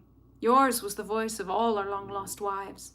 Diomedes and I, crouched tight in the midst with great Odysseus, hearing you singing out, were both keen to spring up and sally forth, or give you a sudden answer from inside. But Odysseus dampened our ardor, reined us back. Then all the rest of the troops kept stock still, all but Anticlus. He was hot to salute you now, but Odysseus clamped his great hands on the man's mouth and shut it brutally.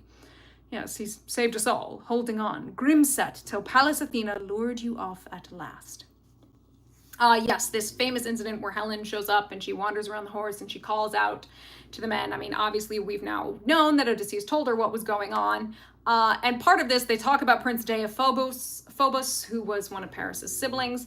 Helen was essentially, in many ways, sort of given to Deiphobos to take as a bride. So again, she had no choice in that matter.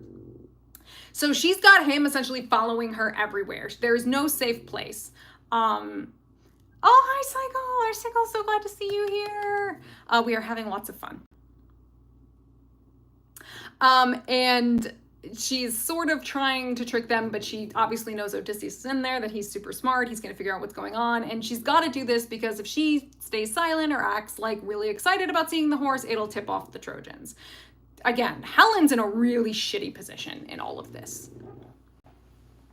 Going back to Menelaus asking Odie to move in with them, would that have required him giving up being king of Ithaca, or did kings often have multiple territories?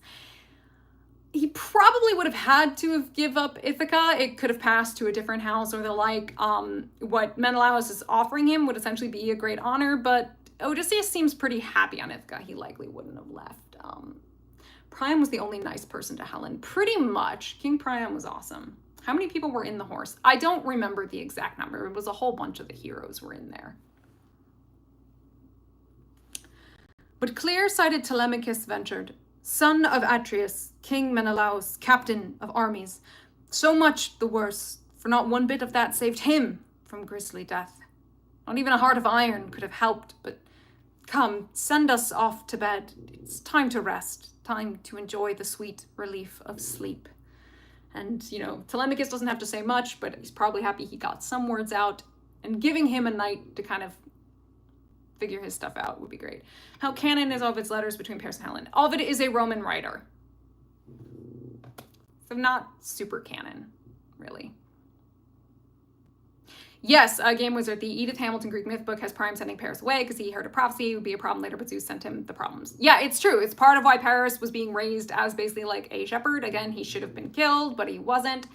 And he was raised by like a herdsman, and that's why they found him lounging in the fields like with a bunch of sheep, and then he's being told, oh, you're actually a Trojan prince. And when he came back, nobody was happy to see him. They were like, shit. Especially Priam. Like, he understood that was, like, their doom was sealed. Priam definitely had a view of, like, well, there's no stopping this now. Priam absolutely kind of understood what was coming, even though he, it's obviously a sad moment for him to know that ultimately what is going to be coming. But, again, that's also part of why nobody liked Paris. He was also just obnoxious. Nobody likes Paris.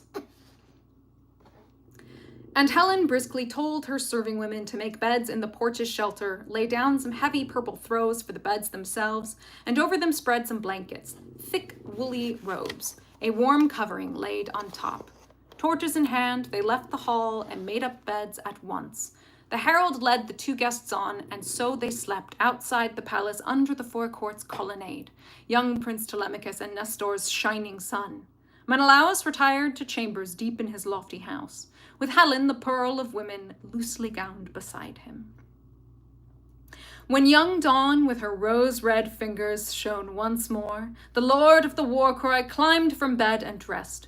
Over his shoulder he slung his well-honed sword, fastened rawhide sandals under his smooth feet, stepped from his bedroom, handsome as a god, and sat beside Telemachus, asking kindly, "Now, my young prince, tell me what brings you here, to sunny Lacedaemon, sailing over the sea's broad back, a public matter or private?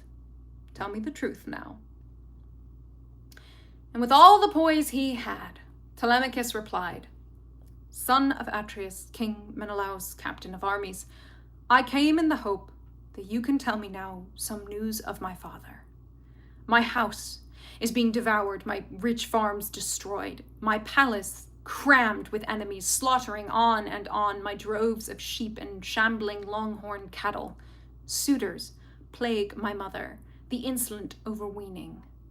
Smooth feet a reference to being rich since you can afford shoes. Yes, yes. He's well cared for, well maintained. That's why I've come to plead before you now. If you can tell me about his cruel death, perhaps you saw him die with your own eyes or heard the wanderer's end from someone else. More than all other men, that man was born for pain. Don't soften a thing. From pity, respect for me, tell me clearly all your eyes have witnessed. I beg you. If my father, Lord Odysseus, pledged you his word to make good in action once on the fields of Troy where you Achaeans suffered, remember his story now. Tell me the truth. I second the question about purple. Was it often referenced for a particular reason? Again, they did not have words for specific colors. So as much as we are using color words here like red, purple, and all these things, technically the ancient Greeks didn't have words for this. So they're saying they would be describing it in terms of light or dark. So it's probably that it's a darker color, like a rich color, but darker. So the fact that it's purple technically doesn't really have any significance because they wouldn't be using the word purple. Likely this is a use of fagles to say like we're talking royalty here, because purple often becoming associated with things like royalty or the emperors and the like of Rome. So that's a choice by fagles to kind of like make sense that these are rich colors, which would mean you're able to afford good fabric and good colors and all of these things. So basically, again, noting we richy rich. Yeah, they had lots of money to dye things deeply. Exactly. How shameful. The red-haired king burst out in anger. That's the bed of a brave man of war they'd like to crawl inside, those spineless, craven cowards. Weak as the doe that beds down her fawns in a mighty lion's den, her newborn sucklings. Then trails off to the mountain spurs and grassy bents to graze her fill. But back the lion comes to his own lair, and the master deals both fawns a ghastly, bloody death.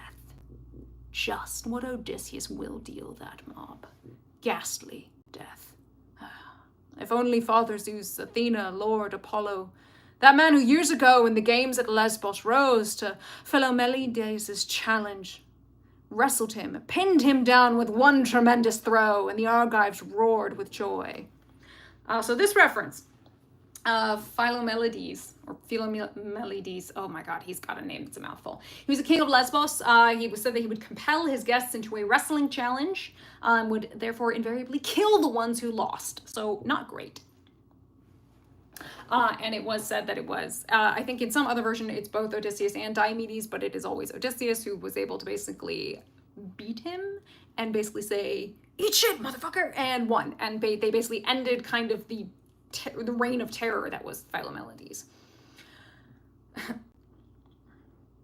Yeah, Menelaus has a real personal grudge against people who are trying to seduce someone else's wife. Very true. I'd rip them all a new one myself if I didn't know Odysseus would want to do it himself. Yeah, that's essentially what Menelaus is saying, like, wow, they really are begging for death by doing this. They're dumb. He's like shocked somebody would be so dumb. But about the things you've asked me so intently, I'll skew and sidestep nothing, not deceive you, ever. Of all he told me, the old man of the sea who never lies, I'll hide or hold back nothing, not a single word. We're going to find out, but the old man of the sea who never lies, we are talking about Proteus, who was a son of Poseidon. Some oftentimes believed to actually be even older than Triton, who's another son of Poseidon, just by virtue of the fact that his name means something akin to like first or primordial. He is said to be kind of an oracle of sorts. He's known as the herdsman of the sea. And he's usually said to be married to a Nereid, who is a water nymph. I believe her name is Samathe, or the like. But we're going to hear more about Proteus, but figure I'd head it off and say this is who he's saying he's going to be talking about. It was in Egypt where the gods still marooned me, eager as I was to voyage home. I'd failed, you see, to render them full, flawless victims, and gods are always keen to see their rules obeyed.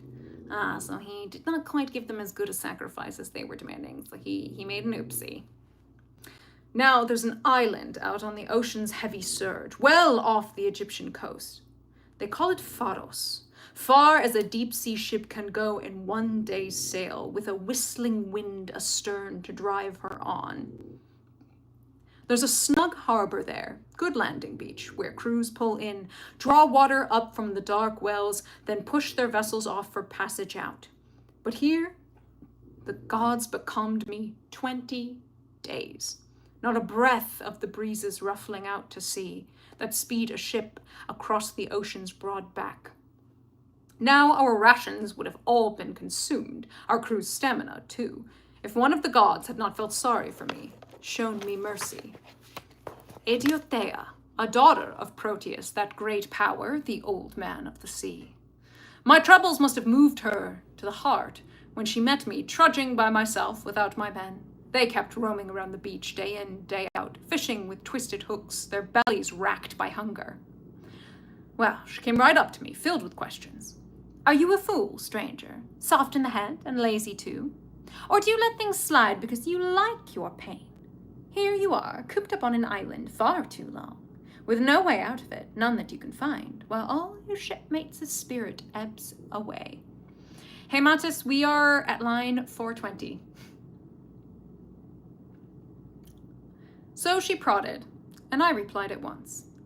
Let me tell you, goddess, whoever you are, I'm hardly landlocked here of my own free will, so I must have angered one of the deathless gods who rules the skies up there. But you tell me, you immortals know it all.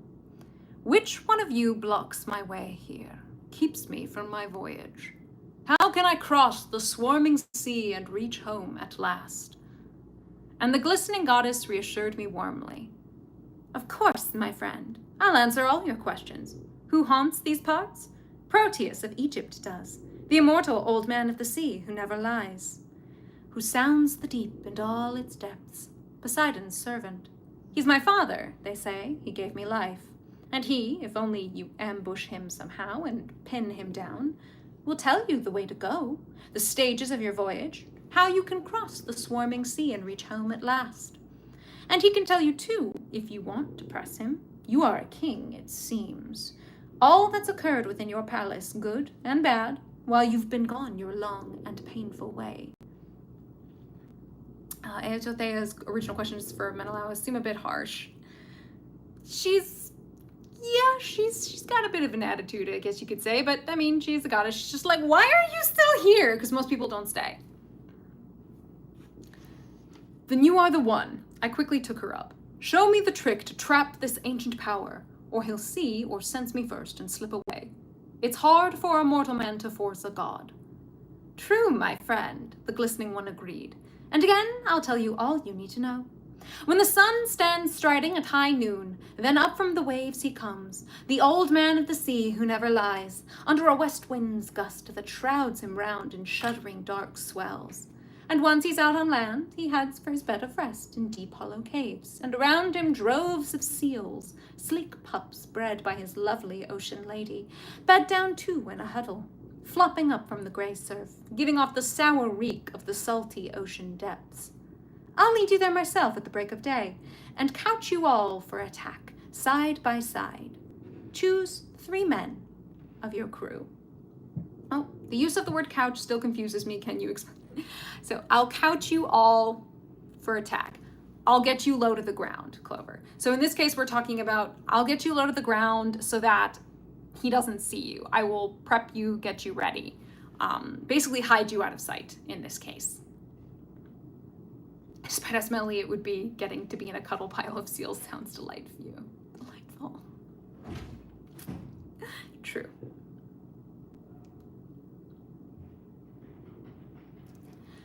Choose 3 men from your crew. Choose well. The best you've got aboard the good decked hulls. Now I will tell you all the old wizard's tricks. First, he will make his rounds and count the seals, and once he's checked their number, reviewed them all, down in their midst he'll lie, like a shepherd with his flock. That's your moment. Soon as you see him bedded down, muster your heart and strength and hold him fast, wildly as he writhes and fights you to escape. He'll try all kinds of escape, twist and turn into every beast that moves across the earth, transforming himself into water's superhuman fire. But you hold on for dear life. hug him all the harder. And when, at last, he begins to ask you questions, back in the shape you saw him sleep at first, relax your grip and set the old god free. And ask him outright, hero, which of the gods is up in arms against you? How can you cross the swarming sea and reach home at last? Does she just want to troll her dad? Kinda. It is kind of like she's just trying to troll her dad. Imagine how hard it would be to catch him unawares. Yeah, this is knowing how easy it is to startle seals. This is a thing.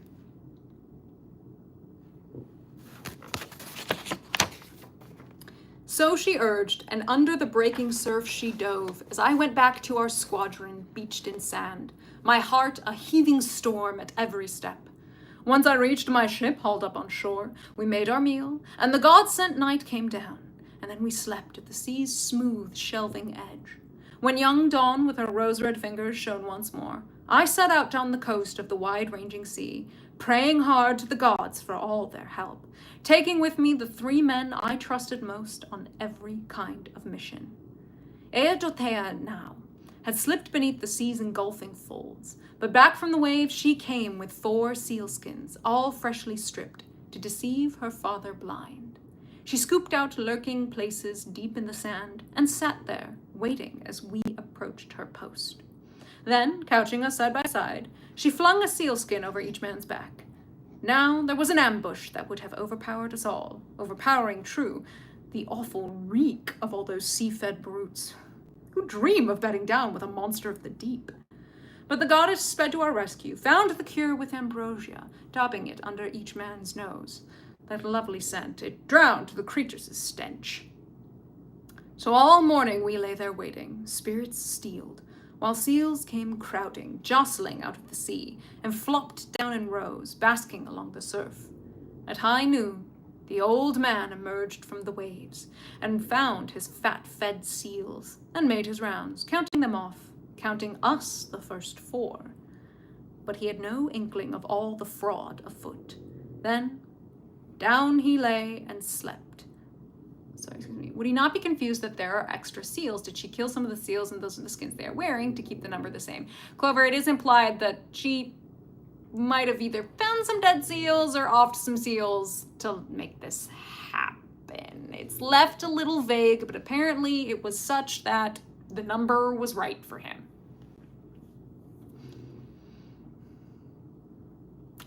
Excuse me. Then down he lay and slept, but we with a battle cry, we rushed him, flung our arms around him. He'd lost nothing, the old rascal, none of his cunning, quick techniques. First he shifted into a great bearded lion, then a serpent, a panther, a ramping wild boar, a torrent of water, a tree with soaring branch tops. But we held on for dear life, braving it out, until at last that quick-change artist, the old wizard, began to weary of all this and burst out into rapid-fire questions. Which god, Menelaus, conspired with you to trap me in ambush? Seize me against my will. What on earth do you want? You know, old man, I countered now. Why put me off with questions? Here I am, cooped up on an island far too long, with no way out of it. None that I can find, while my spirit ebbs away. But you tell me. You immortals know it all. Which one of you blocks my way here, keeps me from my voyage? How can I cross the swarming sea and reach home at last? How wrong you were, the seer shot back at once. You should have offered Zeus and the other gods a handsome sacrifice, then embarked. If you ever hoped for a rapid journey home across the wide dark sea, is not your destiny yet to see your loved ones. Reach your own grand house, your native land at last. Not till you sail back through Egyptian waters, the great Nile, swelled by the rains of Zeus, and make a splendid rite to the deathless gods who rule the vaulting skies. Then, only then, will the gods grant you the voyage you desire. So he urged, and broke the heart inside me, having to double back on the mist-bound seas, back to Egypt, that long and painful way. Nevertheless, I caught my breath and answered, "That I will do, old man, as you command. But tell me this as well, and leave out nothing. Did all the Achaeans reach home in the ships unharmed? All we left behind, Nestor and I, en route from Troy? Or did any die some cruel death by shipwreck, or die in the arms of loved ones once they'd wound down the long coil of war?" I'm confused. In one of your vids, you mentioned people vaporize if the gods simply show their form. How are they able to wrestle him? Somehow win. I meant the Olympians. Proteus is a son of Poseidon and a sea nymph. So he's not like a pure god, if you will, and that, like, he's not an Olympian. Really specifically, anime fanatic, that kind of means the Olympians, as they are the most powerful of the gods.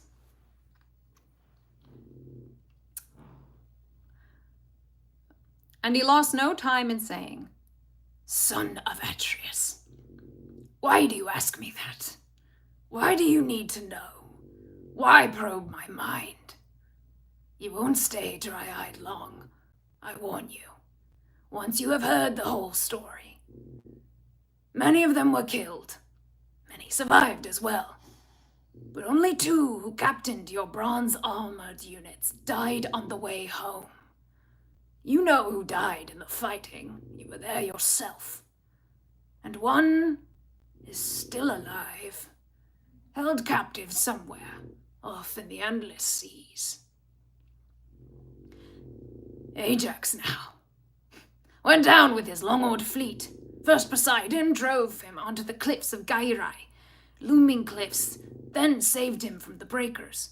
He'd have escaped his doom too, despite Athena's hate, if he hadn't flung that brazen boast, the mad blind fool. In the teeth of the gods, he bragged, I've escaped the ocean's sheer abyss. Poseidon heard that frantic vaunt, and the god grasped his trident in both his massive hands, and struck the Gyraean headland, hacked the rock in 2, and the giant stump stood fast but the jagged spur, where Ajax perched at first, the raving madman. Toppling into the sea, it plunged him down into the vast seething depths. And so he died, having drunk his fill of brine. And yes, this is, as they would say, little Ajax. Ajax the Lesser. When Athena and Poseidon team up, you know you done fucked up. We stand little Ajax slander. We do, really. Your brother, he somehow escaped that fate. Agamemnon got away in his beaked ships. Queen Hera pulled him through. But just as he came abreast of Malea's beetling cape, a hurricane snatched him up and swept him away off course, groaning, desperate, driving him over the fish-infested sea to the wild borderland where Thyestes made his home in the days of old, and his son Aegisthus lived now. But even from there, a safe return seemed likely. Yet the immortals swung the wind around to fair, and the victors sailed home. How he rejoiced, Atrides setting foot in his fatherland once more. He took that native land in his hands and kissed it, hot tears flooding his eyes, so thrilled to see his land. But a watchman saw him too, from a lookout high above. A spy that cunning Aegisthus stationed there, luring the man with 2 gold bars in payment. 1 whole year he'd watched, so the great king would not get past unseen. His fighting power intact for self-defense. The spy ran the news to his master's halls, and Aegisthus quickly set his stealthy trap. Picking the 20 best recruits from town, he packed them in ambush at one end of the house. At the other, he ordered a banquet, dressed and spread, and went to welcome the conquering hero Agamemnon. Went with team and chariot, and a mind aswarm with evil. Up from the shore he led the king. He ushered him in, suspecting nothing of all his doom. He feasted him well, then cut him down, as a man cuts down some ox at the trough. Not one of your brother's men of arms was left alive. None of Aegisthus's either. All killed. in the palace." So Proteus said, and his story crushed my heart. I knelt down in the sand and wept. I'd no desire to go on living and see the rising light of day. But once I'd had my fill of tears and writhing there, the old man of the sea, who never lies, continued. Yeah, that is a brutal way to find out your brother died. It really is. Again, like, as much as we clown on Agamemnon, he and Menelaus were tight. He loved his brother.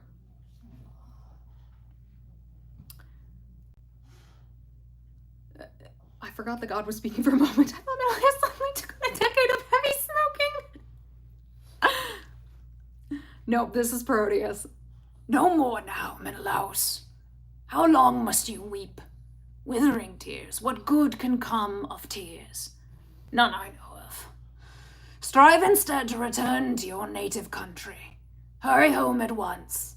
Either you'll find the murderer still alive, or Orestes will have beaten you to the kill. You'll be in time to share the funeral feast." Which, again, brutal. Just be like, yeah, stop crying, get home, and you can kill the dude. I don't know, your nephew will do it first, but hey, you'll make the funeral. Like, God! Gargling salt water, yes. So he pressed, and I felt my heart, my old pride, for all my grieving, glow once more in my chest, and I asked the seer in a rush of winging words. Those two I now know. Tell me the third man's name. Who is still alive, held captive oft in the endless seas? Unless he's dead by now, I want to know the truth, though it grieves me all the more. "Odysseus," the old prophet named the third at once. "Laertes' son, who makes his home in Ithaca. I saw him once on an island, weeping live, warm tears in the nymph Calypso's house. She holds him there by force. He has no way to voyage home to his own native land. No trim ships in reach, no crew to ply the oars and send him scudding over the sea's broad back. But about your own destiny, Menelaus, dear to Zeus, it's not for you to die and meet your fate in the stallion land of Argos. No. The deathless ones will sweep you off to the world's end, the Elysian fields, where gold-haired Rhadamanthus waits, where life glides on in immortal ease for mortal man." Rhadamanthus was formerly a king of Crete. He is a well-known judge of the underworld. Why did we not assemble a rescue team for your dude Menelaus? The problem is it is said that Calypso can basically shield her island. Like, they don't know where Calypso's island is. He's also currently still stuck, and he's just trying to get home. So to try and go out hunting for Odysseus when you don't know where that is, it's kind of a suicide mission. Is Calypso trapped on her island? Jazz C.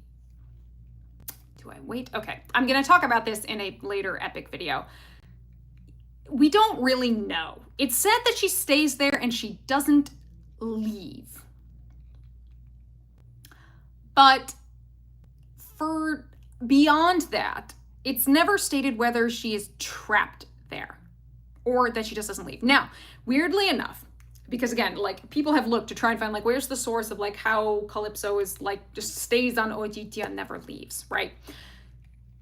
While the most ancient of sources we see seems to imply, these are like later classical era sources, seem to imply that she is kind of exiled there, and it is likely because she sided with her father Atlas during the Titanomachia, which is the famous war of the Titans and the Olympians, which the Titans lost. Now, Atlas had many children. A lot of nymphs are his kids. We talk more about this in book 1 because it gets mentioned. So is she trapped there? We don't really know per se. We just know that she's there and she never leaves, and that she can apparently seem to, like, hide it from sight. Rhadamanthus, Minos, and yes, the judges of the underworld. Rhadamanthus being the one that kind of tends to get mentioned the most, probably because he's got the coolest name to say.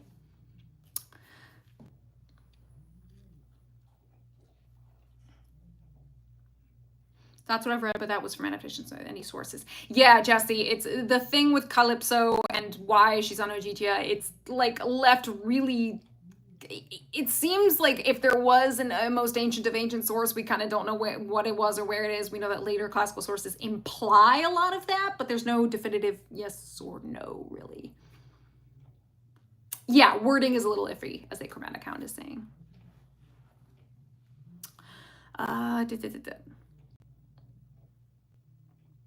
No snow, no winter onslaught, never a downpour there. But night and day the ocean river sends up breezes, singing winds of the west, refreshing all mankind. Radar. Do not lick. Sorry. All of this because you are Helen's husband now. The gods count you the son-in-law of Zeus. So he divined, and down the breaking surf he dove as I went back to the ships with my brave men, my heart a rising tide at every step. Once I reached my craft hauled up on shore, we made our meal, and the god-sent night came down, and then we slept at the sea's smooth shelving edge. When dawn with her rose-red fingers shone once more, we hauled the vessels down to the sunlit breakers first, then stepped the masts amidships. Canvas brailed, the crews swung aboard. They set the oars in ranks and in rhythm churned the water white with stroke on stroke. Back we went to the Nile, swelled by the rains of Zeus. I moored the ships and sacrificed in a splendid rite, and once I'd slaked the wrath of the everlasting gods, I raised a mound for Agamemnon, his undying glory. All this done, I set sail, and the gods sent me a stiff following wind that sped me home, home to the native land I love. Getting longer. Telemachus, summoning up his newfound tact, replied, "Please, Menelaus, don't keep me quite so long. Truly, I'd gladly sit beside you one whole year without a twinge of longing for home or parents. It's wonderful how you tell your stories. All you say, I delight to listen. Yes, but now I'm afraid my comrades must be restless in sacred Pylos. And here you hold me just a little longer. As for the gift you give me, let it be a keepsake. Those horses I really cannot take to Ithaca. Better to leave them here to be your glory. You rule a wide level plain, where the fields of clover roll and galingale and wheat and oats and glistening full grain barley. No running room for mares in Ithaca, though no meadows. Goat, not stallion, land. Yet it means the world to me. None of the rugged islands slanting down to sea is good for pasture or good for bridle paths, but Ithaca, best of islands, crowns them all." So he declared. The lord of the war cry smiled, patted him on his hand, and praised his guest, concluding, "Good blood runs in you, dear boy. Your words are proof. Certainly, I'll exchange the gifts. The power's mine. Of all the treasures lying heaped in my palace, you will have the finest, most esteemed. Why, I'll give you a mixing bowl, forged to perfection. It's solid silver, finished off with a lip of gold. Hephaestus made it himself, and a royal friend, Phidemos, king of Sidon, lavished it on me when his palace welcomed me on passage home. How pleased I'd be if you took it as a gift." Yo, bespoke Hephaestus mixing bowl? That's a gift! Again, incredible Xenia. Like Menelaus, a good dude. Now I imagine an old nymph talking to a seal radar. No, like, stop it. Yeah, you're so much like your dad. And now, as the two confided in each other, banqueters arrived at the great king's palace, leading their own sheep, bearing their hearty wine, and their wives in lovely headbands sent along the food, and so they bustled about the halls, preparing dinner. But all the while, the suitors, before Odysseus's palace, amused themselves with discus and long throwing spears out on the level grounds, free and easy, as always, full of swagger. But Lord Antinous sat apart, dashing Eurymachus beside him, ringleaders, head and shoulders the strongest of the lot.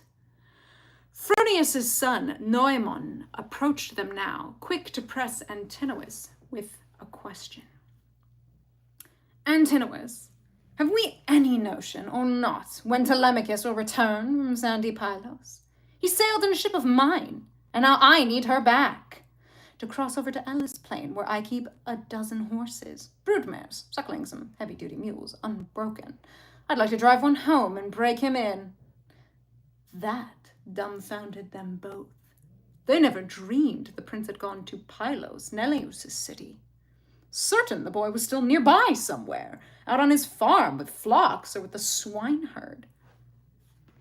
Tell me truth, Antinous wheeled on Noemon. When did he go? And what young crew went with him? Ithaca's best? Or his own slaves and servants? Surely he has enough to man a ship. Tell me this. Be clear. I've got to know. Did he commandeer your ship against your will? Or did you volunteer it once he'd won you over? I volunteered it, of course, Noemon said. What else could anyone do when such a man, a prince weighed down with troubles, asked a favor? Hard to deny him anything. And the young crew that formed his escort? Oh, they're the finest men on the island, next to us. And Mentor took command. I saw him climb aboard, or God, that looked like Mentor, head to foot. And that's what I find strange. I saw good Mentor yesterday, just a sun-up here. But clearly he boarded ship for Pylos days ago. And Athena getting clocked as a god again. Yeah, this is, people had wondered, like, what do they do if they see Mentor, but they hear Mentor left? This is what happens. No one was like, wait a minute. Would Menelaus have offered Telemachus a daughter if he had another one? Maybe. Honestly, if Odysseus were also there. Like, obviously, at this point, Menelaus knows that Odysseus is alive. So he would have to wait to talk that through with Odysseus. But he could consider it. Even though it would not be maybe, like, the most incredible of matches, you could say, on a political level. Like, obviously, maybe a king of the mainland, if they had a son, it might be a better, like, political match. But maybe. And yes, I do like making Antinous sound so slimy. He is slimy! He's our slimy, mean girl. I'm not going to say anything on what I think of Telemachus and Epic, because you're going to find out when the legendary video drops on, Tuesday? Yeah, Antinous should be coming to the conclusion he's fucked if a god is potentially helping someone who wants him gone. Yeah, it then also speaks to Antinous' arrogance, but yes. With that, he headed back to his father's house, leaving the two lords stiff with indignation. They made the suitors sit down in a group and stopped their games at once. Eupeithes' son, Antinous, rose up in their midst to speak, his dark heart filled with fury, blazing with anger, eyes like searing fire. By God, what a fine piece of work he's carried off, Telemachus. What insolence! And we thought his little jaunt would come to grief. But in spite of us all, look, the young cub slips away, just like that. Again, the irony that he speaks this way, since they're like the same age. Picks the best crew in the land, and off he sails. And this is just the start of the trouble he can make. Zeus killed that brazen boy before he hits his prime, which again is an irony. He's 20. Absolutely. You'd think, okay, to be fair, 20 would probably not be his prime, but, like, give it a handful of years that'd be his prime, but he's nearing it, guys. He's getting near. Quick, fetch me a swift ship and 20 men. I'll waylay him from ambush, board him coming back in the straits between Ithaca and rocky Same. This gallant voyage of his to find his father will find him wrecked at last. They all roared approval, urged him on, rose at once and retired to Odysseus' palace. I know the suitors plotting so openly is meant to speak to their arrogance, but they don't seem very bright. No, they are not necessarily always the sharpest tools in the shed. I mean, after all, Penelope kept up her weaving trick for like 3 years. 3 years they didn't notice that thing was getting bigger. Now, the important thing about the plotting that's going on here is they're not going to kill him on Ithaca, and they're not going to kill him in his own palace. Waylaying him on the sea, like, it's still bad, but we're not in, like, Xenia violation territory or anything like that. I appreciate, Little Riot, that you're trying not to spoil future songs. Funny how he calls to Zeus, struck him down, not knowing Zeus already hedges his bets on Odie. Yeah, well, I mean, and that's, again, part of, like, the arrogant stupidity of the suitors, is they had that whole thing. Zeus sent down an omen after Telemachus called them all out and said, look, here's what I'm gonna do, stay at your own risk. When I come back, y'all asses better be gone. Zeus sent an omen of eagles to basically say, luck is on the side of Telemachus, I'm with this dude. And they're just like, we're not listening to the old augurs. What the fuck do you know? That's totally not what that meant. Like, again, they're dumb. They're dumb. Excuse you. But not for long was Penelope unaware of the grim plot her suitors planned in secret. The herald Medon told her he'd overheard their schemes, listening in outside the court while they wove on within. He rushed the news through the halls to tell the queen, who greeted him as he crossed her chamber's threshold. Herald, why have the young blades sent you now? To order King Odysseus' serving women to stop their work and slave to fix their feast? I hate their courting, their running riot here. Would to the god that this meal here and now would be their last meal on earth. The suitors are like Lieutenant Dan and Forrest Gump screaming into the storm, asking him to give it a Day after day, all of you swarming, draining our life's blood, my wary son's estate. What? Didn't you listen to your fathers when you were children years ago, telling you how Odysseus treated them, your parents? Never an unfair word, never an unfair action among his people here. Though that's the way of our god-appointed kings, hating one man, loving the next, with luck. Not Odysseus. Never an outrage done to any man alive, but you. You and your ugly outbursts, shameful acts, they're plain to see. Look at the thanks he gets for all past acts of kindness. Medon replied, sure of his own discretion. Ah, my queen, if only that were the worst of all you face. So is Herald Medon's official title? I've seen other translations call him Marshal or other things. Yeah, Herald, Marshal, it's just an effective translation. Good point, Raptor. Matt, do you want trigger warnings for songs if they are usually included in material, even official live stream releases? No. I appreciate the thought, Raptor and Riot. I'm pretty used to the shenanigans that get on and stuff like this. I appreciate the thought, but I will be okay. But thank you. I do appreciate the thought. So Medon replied, sure of his own discretion. Ha, my queen. If only that were the worst of all you face. Now your suitors are plotting something worse, harsher, crueler. God forbid they bring it off.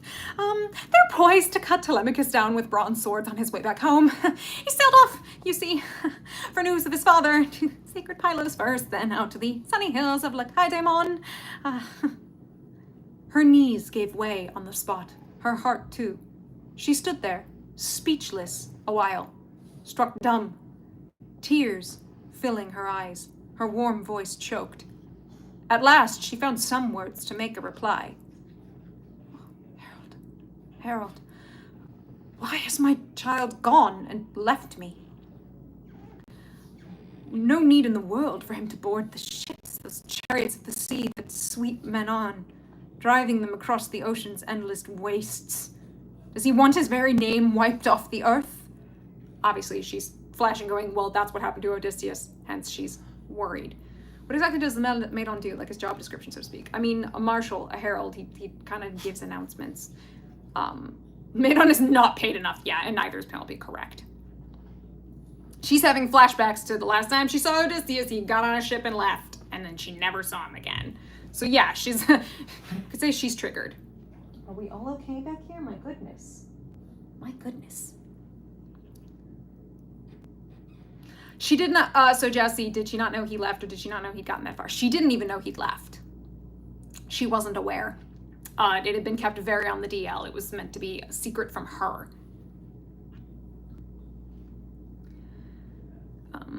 Back through King Odysseus' home he went, but a cloud of heartbreak overwhelmed the queen.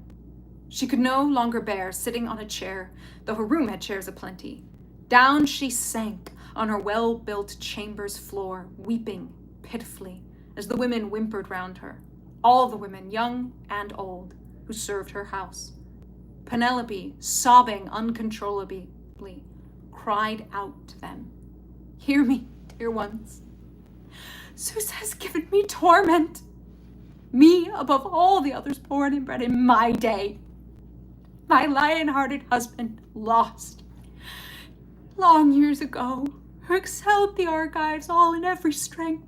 A great man whose fame resounds through Hellas right to the depths of Argos. But now my son, my darling boy, the whirlwinds have ripped him out of the halls without a trace. I never heard he'd gone, not even from you, you heartless. Not one of you even thought to rouse me from my bed, though well you knew when he boarded that black ship. If only I had learned he was planning such a journey, he would have stayed, by God, keen as he was to sail, or left me dead right here within our palace. Go, someone quickly call old Odysseus now, the servant my father gave me when I came. The man who tends my orchard green with trees. So he could run to Laertes, sit beside him, tell him the whole story, point by point. Perhaps, who knows, he'll weave some plan. He'll come out of hiding, plead with all these people mad to destroy his line, his son's line of kings. Oh, dear girl, Euryclea, the fond old nurse, replied. Kill me then with the bronze knife, no mercy. Or let me live here in the palace. I'll hide nothing from you now. I knew it all. I gave him all he asked for, bread and a wine. But he made me take a binding oath that I wouldn't tell you. No, not till 10 or a dozen days had passed, or you'd missed the lad yourself and learned he'd gone, so tears would never mar your lovely face.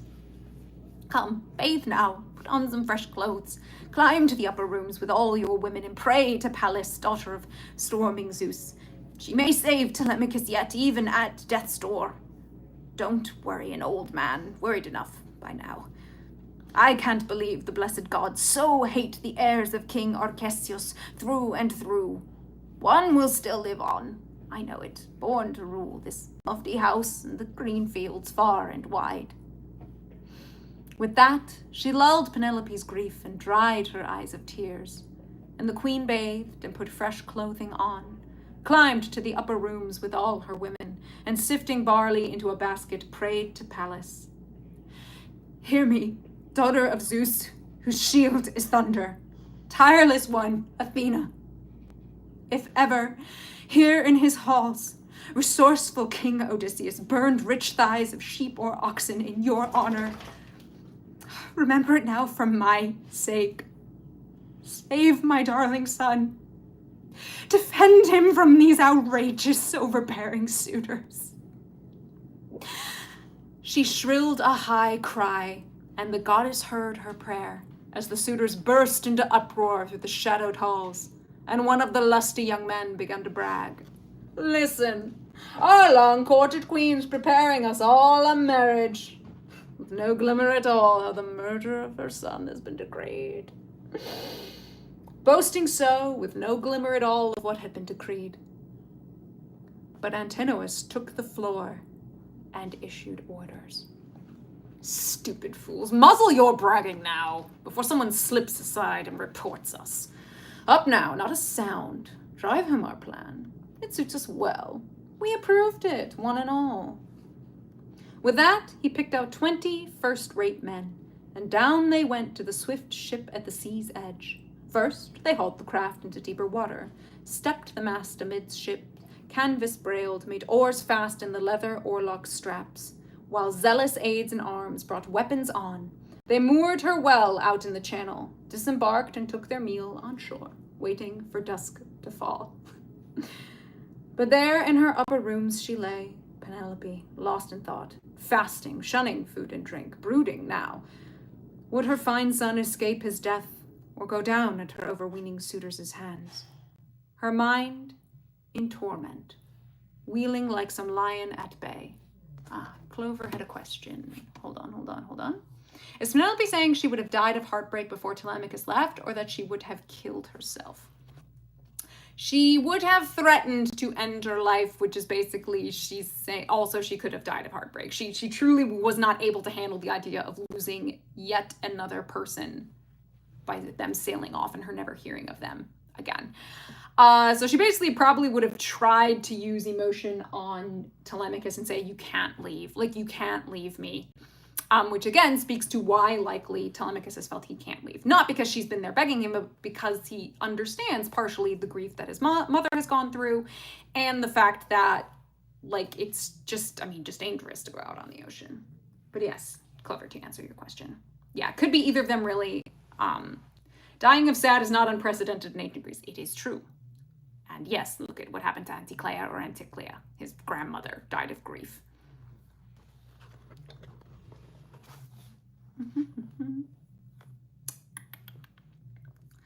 Let's see, wheeling like some line at bay, dreading gangs of hunters closing their cunning ring around him for the finish. Harried so she was, when a deep, kind sleep overcame her. Back she sank and slept. Her limbs fell limp and still. And again the bright-eyed goddess Pallas thought of one more way to help. She made a phantom now, its build like a woman's build. Iphthimes, yes, another daughter of generous Lord Icarius, Eumelus's bride, who made her home in Pherae. Athena sped her on to King Odysseus's house to spare Penelope, worn with pain and sobbing, further spells of grief and storms of tears. The phantom entered her bedroom, passing quickly in through the door bolt slit, and hovering at her head, she rose and spoke now. Sleeping Penelope, your heart so wrung with sorrow? No need, I tell you, no. The gods who live at ease can't bear to let you weep and rack your spirit. Your son will come home. It is decreed. He's never wronged the gods in any way. And Penelope murmured back, still cautious, drifting softly now at the gate of dreams. Why have you come, my sister? Your visits, all too rare in the past. You make your home so very far away. Tell me to lay to rest the grief and tears that overwhelm me now, torment me, heart and soul. Do you all think Penelope ever loathed the sight of her precious son, a cloned copy of her far-lost husband, and then loathed her own self for feeling as though all she had left of him? Ooh, Little Riot, that's a good question. We don't know specifically. It's never mentioned. It seems she was always a great mother, but whether she had thoughts like that and kept them to herself, maybe. It's a very complex and complicated feeling, absolutely. Although Penelope is noted to be very shrewd and wise, but that is, that's good thought. When we talk about complex grief, Little Riot, that is complex grief.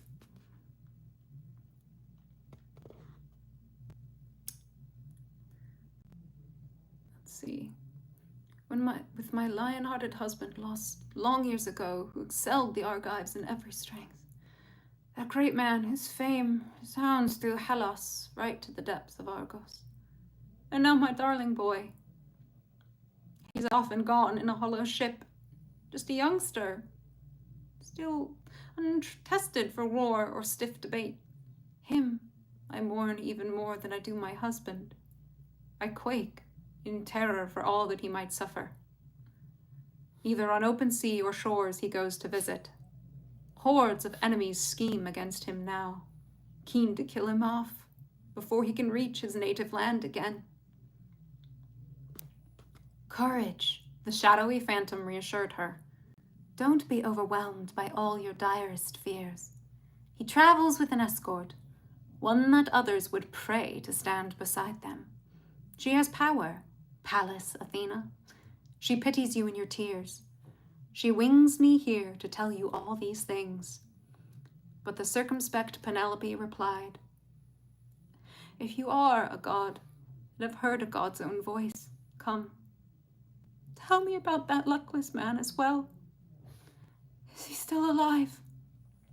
Does he see the light of day? Or is he dead already, lost in the house of death? About that man, the shadowy phantom answered, I cannot tell you the story start to finish, whether he's alive or dead. It's wrong to lead you on with idle words. At that, she glided off the doorpost, past the bolt, gone on a lifting breeze. Icarius' daughter started up from sleep, her spirit warmed now that a dream so clear had come to her in darkest night. But the suitors boarded now, and sailed the sea lanes, plotting in their hearts Telemachus' plunge to death. Off in the middle channel lies a rocky island, just between Ithaca and Same's rugged cliffs. Asteris. Not large, but it has a cove, a harbor where two mouths can ships hide. Here the Achaeans lurked, in ambush for the prince. There you go, one of the longer of the books of the Odyssey. Wow, book 4. Clover, I did see your question. It's wrong to lead you on with idle words about the fact that Odysseus isn't out of danger yet. Not saying he's alive until he is home safe. Yes, Clover, that's it. She knows so Athena knows he's on Calypso's island, but she knows, hey, look, the sea is dangerous, shit can happen. So she's like, I don't want to tell you he's alive, and then, he dies before he gets here. So she's saying, as much as Athena absolutely has belief in Odysseus, but she's basically saying, I don't want to give false hope just in case. Humans can do stupid shit, as we know. Things can happen. Little Riot, you're joining a Marian game wizard as a menace. I don't think Telemachus struggled to sleep hearing the father he doesn't know screaming in the night, unable to understand or help. You are a menace. You're a menace.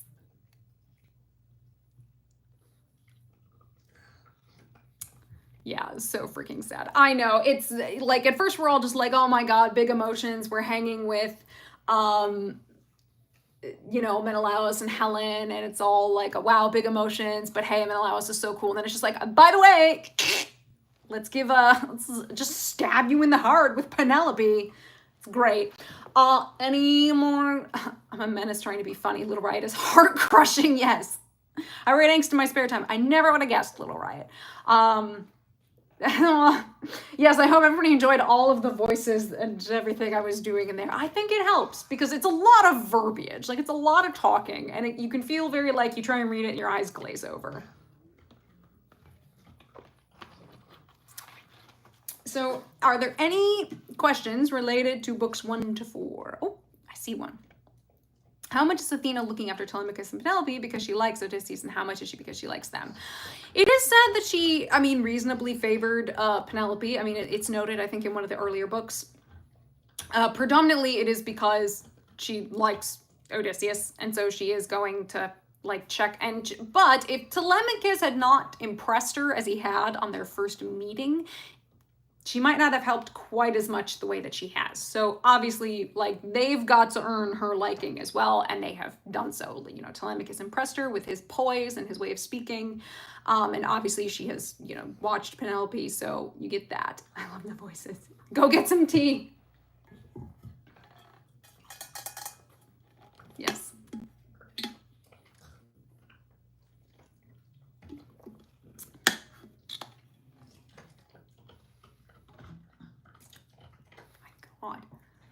Oh, I'm sorry. The crying Penelope. No, man, sobbing Penelope always gets me. We're seeing a woman who, I'm happy you didn't actually cry. I think it has to do with, Penelope's emotion. We imagine, she's been under physical and essentially emotional siege for basically 20 years in this case, but then even more so with the suitors showing up. You're watching people nearing their fraying and breaking point. The grief of finding out Telemachus is now left in a ship, and the last time someone left in a ship, it was Odysseus, and he never came back, so just be a voice actor.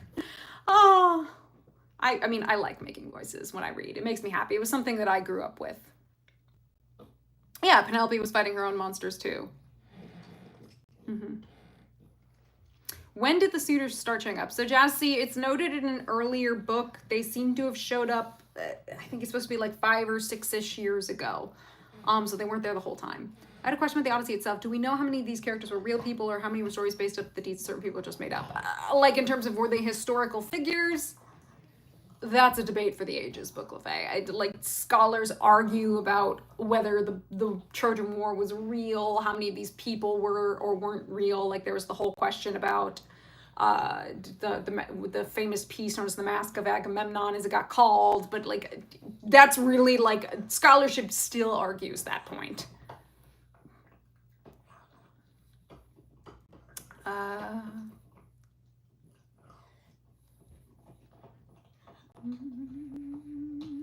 Being a single mom and a queen, taking care of a kingdom as well. Yes, now she did have help in taking care of the kingdom. Like, it was noted that Odysseus basically set mentor, kind of be there to help do the running and any sort of running of the kingdom stuff, and raising of Telemachus in terms of educating him and teaching him. So she had help, but like, yeah, no, we're reaching the point where things cannot be taken anymore, which is, again, part of why it's just like, Athena's like, yeah, we got to bring it back. They can't take it anymore. We've really got to bring him back.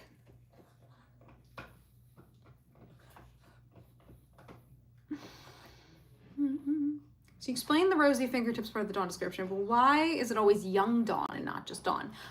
Because essentially the gods are ageless. Like, she always looks like a young woman.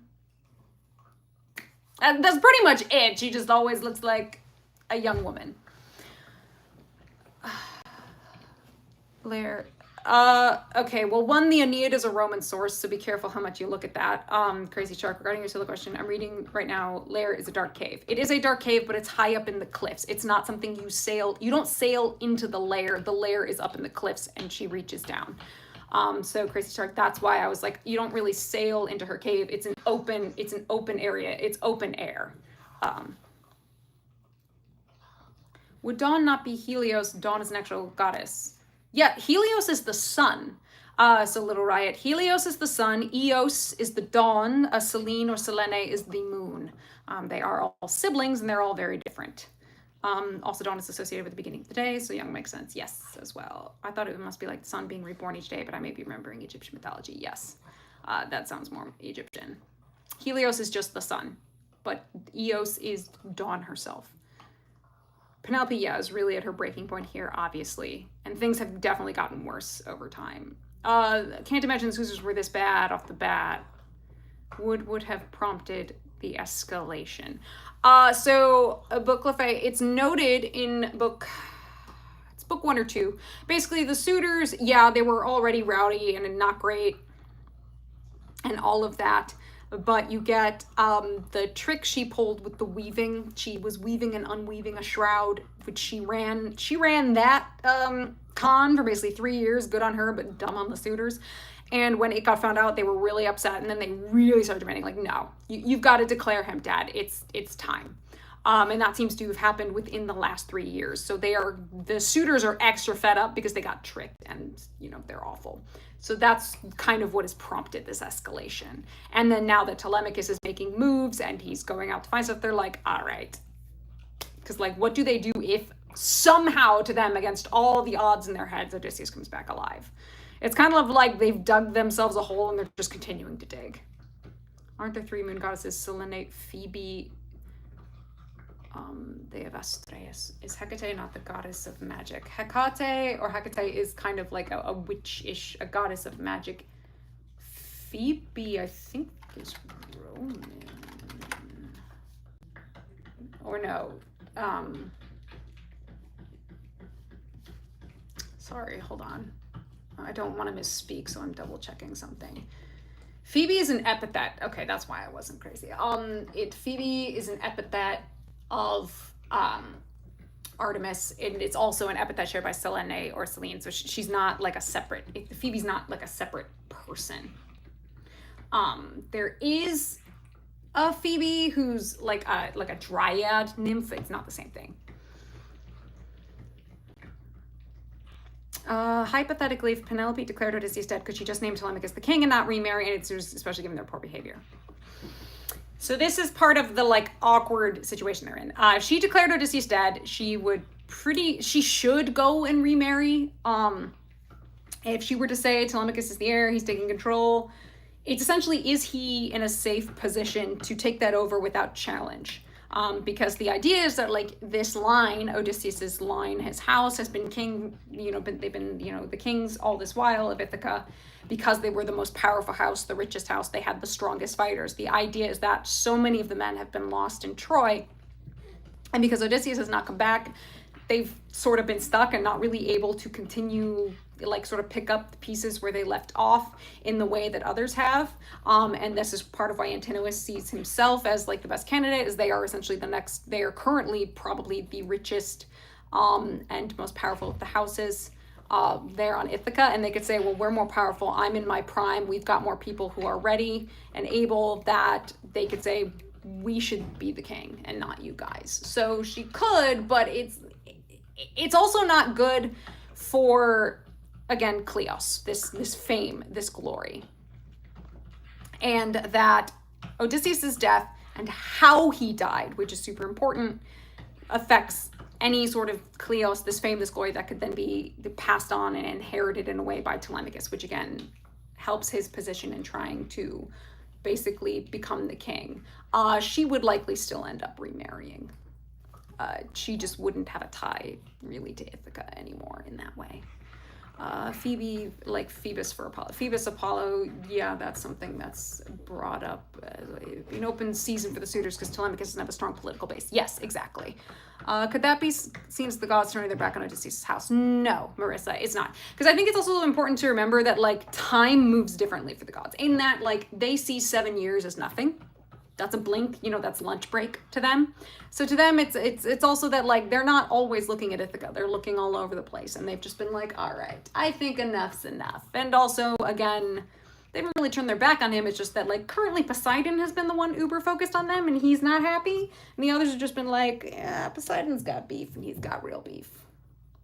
And yeah, they need an explanation for Odysseus' death, and you have full information on that. Again, could she still refuse the suitors and look elsewhere for someone else to marry? Yeah, she could. I mean, and that's absolutely on the table, is something that could be done. Again, if she were to declare Odysseus, if Odysseus were to be declared dead, she absolutely could, which is, again, part of the arrogance of these suitors, is that they don't assume she could in any way look outside Ithaca to marry, which is really dumb of them. Curious about, surely they would have been heard at least a little bit about Odysseus' deeds at Troy. Would that not count for glory? Yes, you answered it now. Ha! Yeah, it would account for some, but it's also, how did he die? Again, they don't know if he died at Troy. They don't know if he died on the seas home, so that can have an effect. You have the option to not remarry because she'd lose the little power she has in Odysseus' absence. Yeah, I mean, she basically is like, is Telemachus, I mean, a lot of what she's doing is Telemachus in the strongest position to take hold of all of this and take the power and be safe in maintaining it and not be contested in anything else. And she knows that he's not in that position, so that's part of why she's also holding out.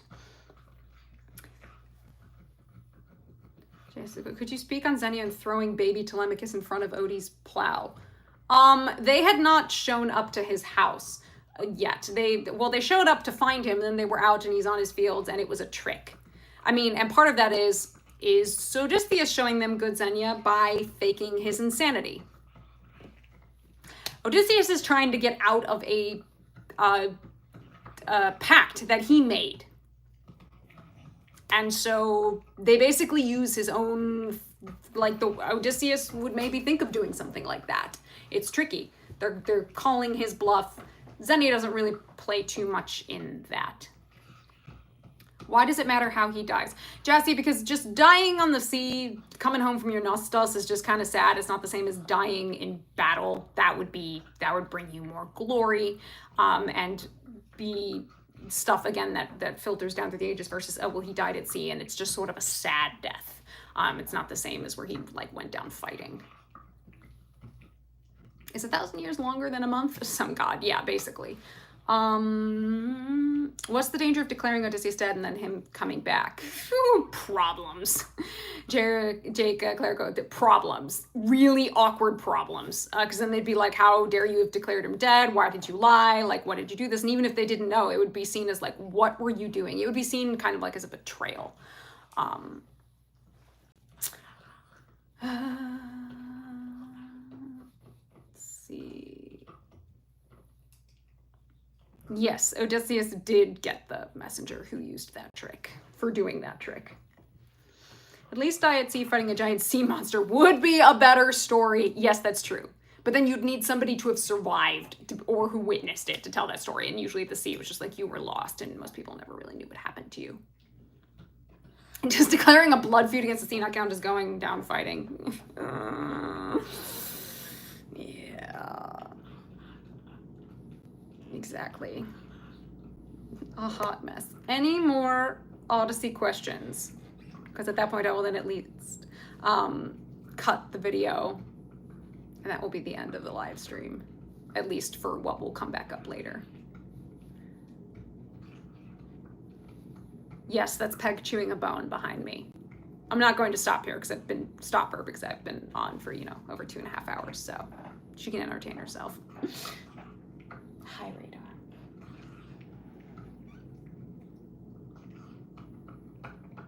Any other questions?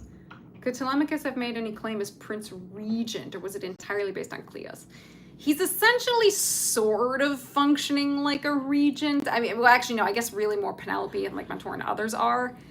It really is based more on Cleos.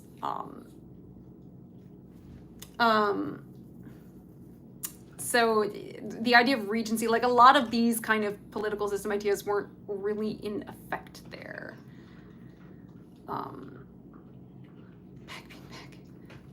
Who were the most respected gods who weren't Olympians? Probably characters like the Fates, like the Moirai and the Muses and the like. So minor gods and goddesses would then be kind of next on the tier list. Range from tangent questions to entire... Ooh, things have moved. Oh, did you leave that before I could finish? Question, topic of Xenia and the danger of the guest being a god. Would one be able to connect Beauty and the Beast to the breaking of Xenia? You probably could, Jesse. That's not a bad thought. I'm sure, I mean, a breaking of guest rights and you offended a god or enchantress or something in disguise. Sure. I had to wonder about Pallas if the name has a meaning. I know it refers to Athena's friend who died in their fight, but I was wondering if the name itself has a meaning. The name itself doesn't have any meaning beyond it's just a name. But the fact that she took it as her epithet is a big honor to that, to Pallas. If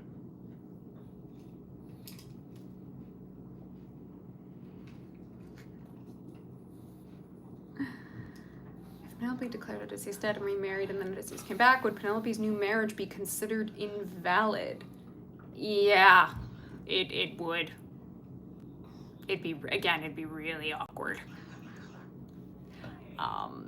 Which, I mean, it's been 20 years. I think people would be totally understanding, again, if there's no word of Odysseus that she would say he must have died and moved on. And that's, again, part of how she's somehow maintaining this stalemate in the palace of, like, being able to hold him off, saying, I'm not declaring him dead. It's impressive political gamesmanship, basically, on her part.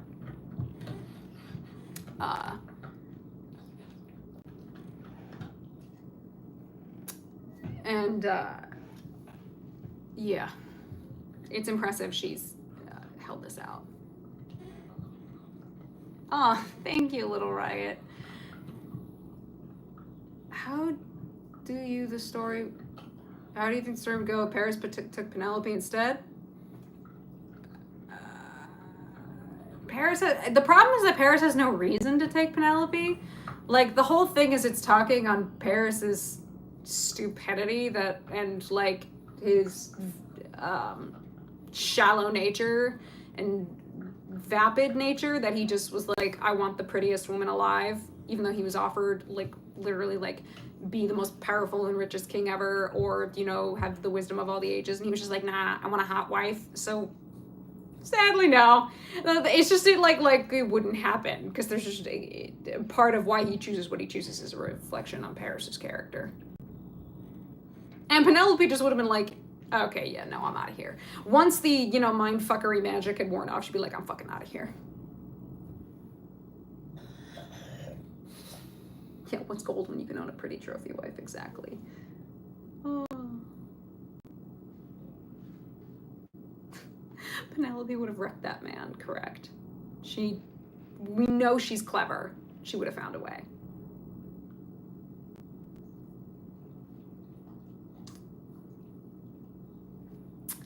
any more Odyssey-related questions, and then I will turn the floor out to all of the random questions. Is Ithaca being without a king put them in a bad position for their allies, or does it really not matter much to the other kings? So it doesn't really matter too much to the other kings, because the idea that they're allies is loose. Like the Greek city-states spend more time arguing and, you know, scuffling with each other than they do like a big foreign power. It's why the Trojan War was so unique. If they were to encounter like a second Troy or the like, it could maybe pose a problem. But again, Ithaca is sort of a backwater island kingdom, if you will. It is certainly not on the level of Sparta and Mycenae and these other mainland kingdoms. So it's not that big of an issue. They just sort of get like, oh, that's sad. But they're not super panicking about it. So it doesn't really matter much to answer your question, KB.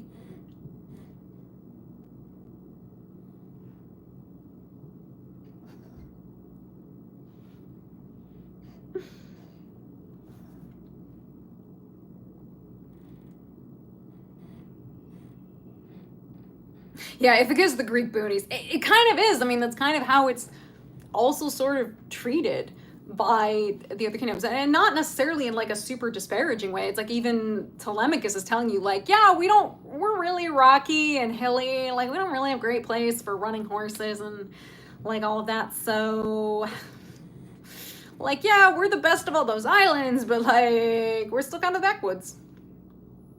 Who are these suitors? Is it just nobility or everyone else who didn't go to Troy? Both. It's people ranging from slightly younger than Telemachus up through the age of what would have been like Odysseus, and those would have been men who did not go fight to other Troy, and their children and their nephews and sons of, like, we'll call them land-owning nobles, really. Do other kings exist in Ithaca or only Odysseus? Currently, Odysseus is the only one who is named as the king of Ithaca.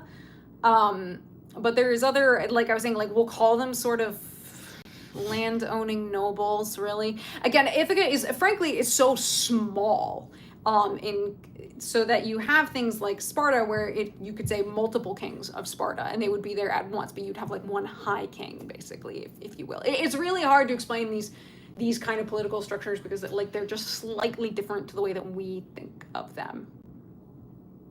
Is Penelope's dad upset about Odie's MIA status? We never hear specifically, but I bet he's not super pleased. I mean, after all, Odysseus did win Penelope from him, and it was hard for him to give his daughter up. He is another one of the girl dads of ancient Greece.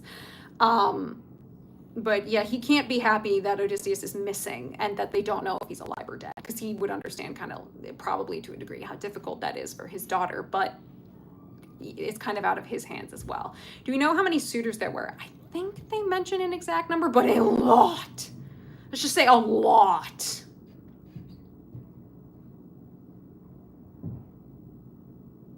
Could Penelope have known any of the suitors when they were young? Yeah, she absolutely did. It's part of the way that she says it. She goes, did none of you hear from your own fathers? Yeah, too damn many. Exactly how many? 100, 7 or 8. Yeah, like well over 100. It's a lot of people who are just lounging about. And she absolutely would have watched a whole bunch of them grow up, which has got to be super weird to her as well. We're over 100. Yeah, we're in the triple digits, and it's obnoxious the amount of people who are there. And that's part of, again, the problem. Like, they're eating him out of house and home, as we hear. Even one is too much. There is a surprising amount of girl dads. Yeah. Quite a few of them. Yeah, she's old enough to be their mother and strong enough to wreck their whole world if allowed. Correct. Yeah, a bunch of them are her son's age. Antinous being the biggest one of note. He is Telemachus's age. It said like a year or two in either direction. He might be like a year or so older or a year or so younger. They are literally like the same age and essentially in a way grew up together or at the same time. So it's like super awkward and just like, yeah, it's not fun. I mean, so you can understand like the really continual awkward feelings that Telemachus has to have, like being surrounded by these guys.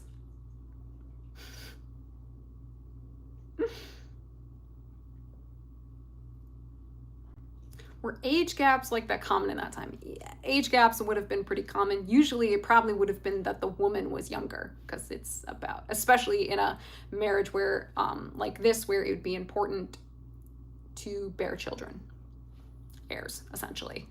Do we know if Antinous has done any journeys? It's not specifically stated, and honestly we don't know.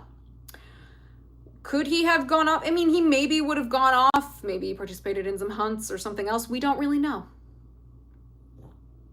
Honestly.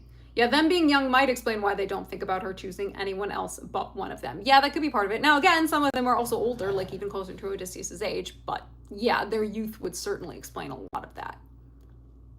How many Telemachus' friends do you think he lost to the whole marry Telemachus' mom thing? Oh, probably most, if not all of them.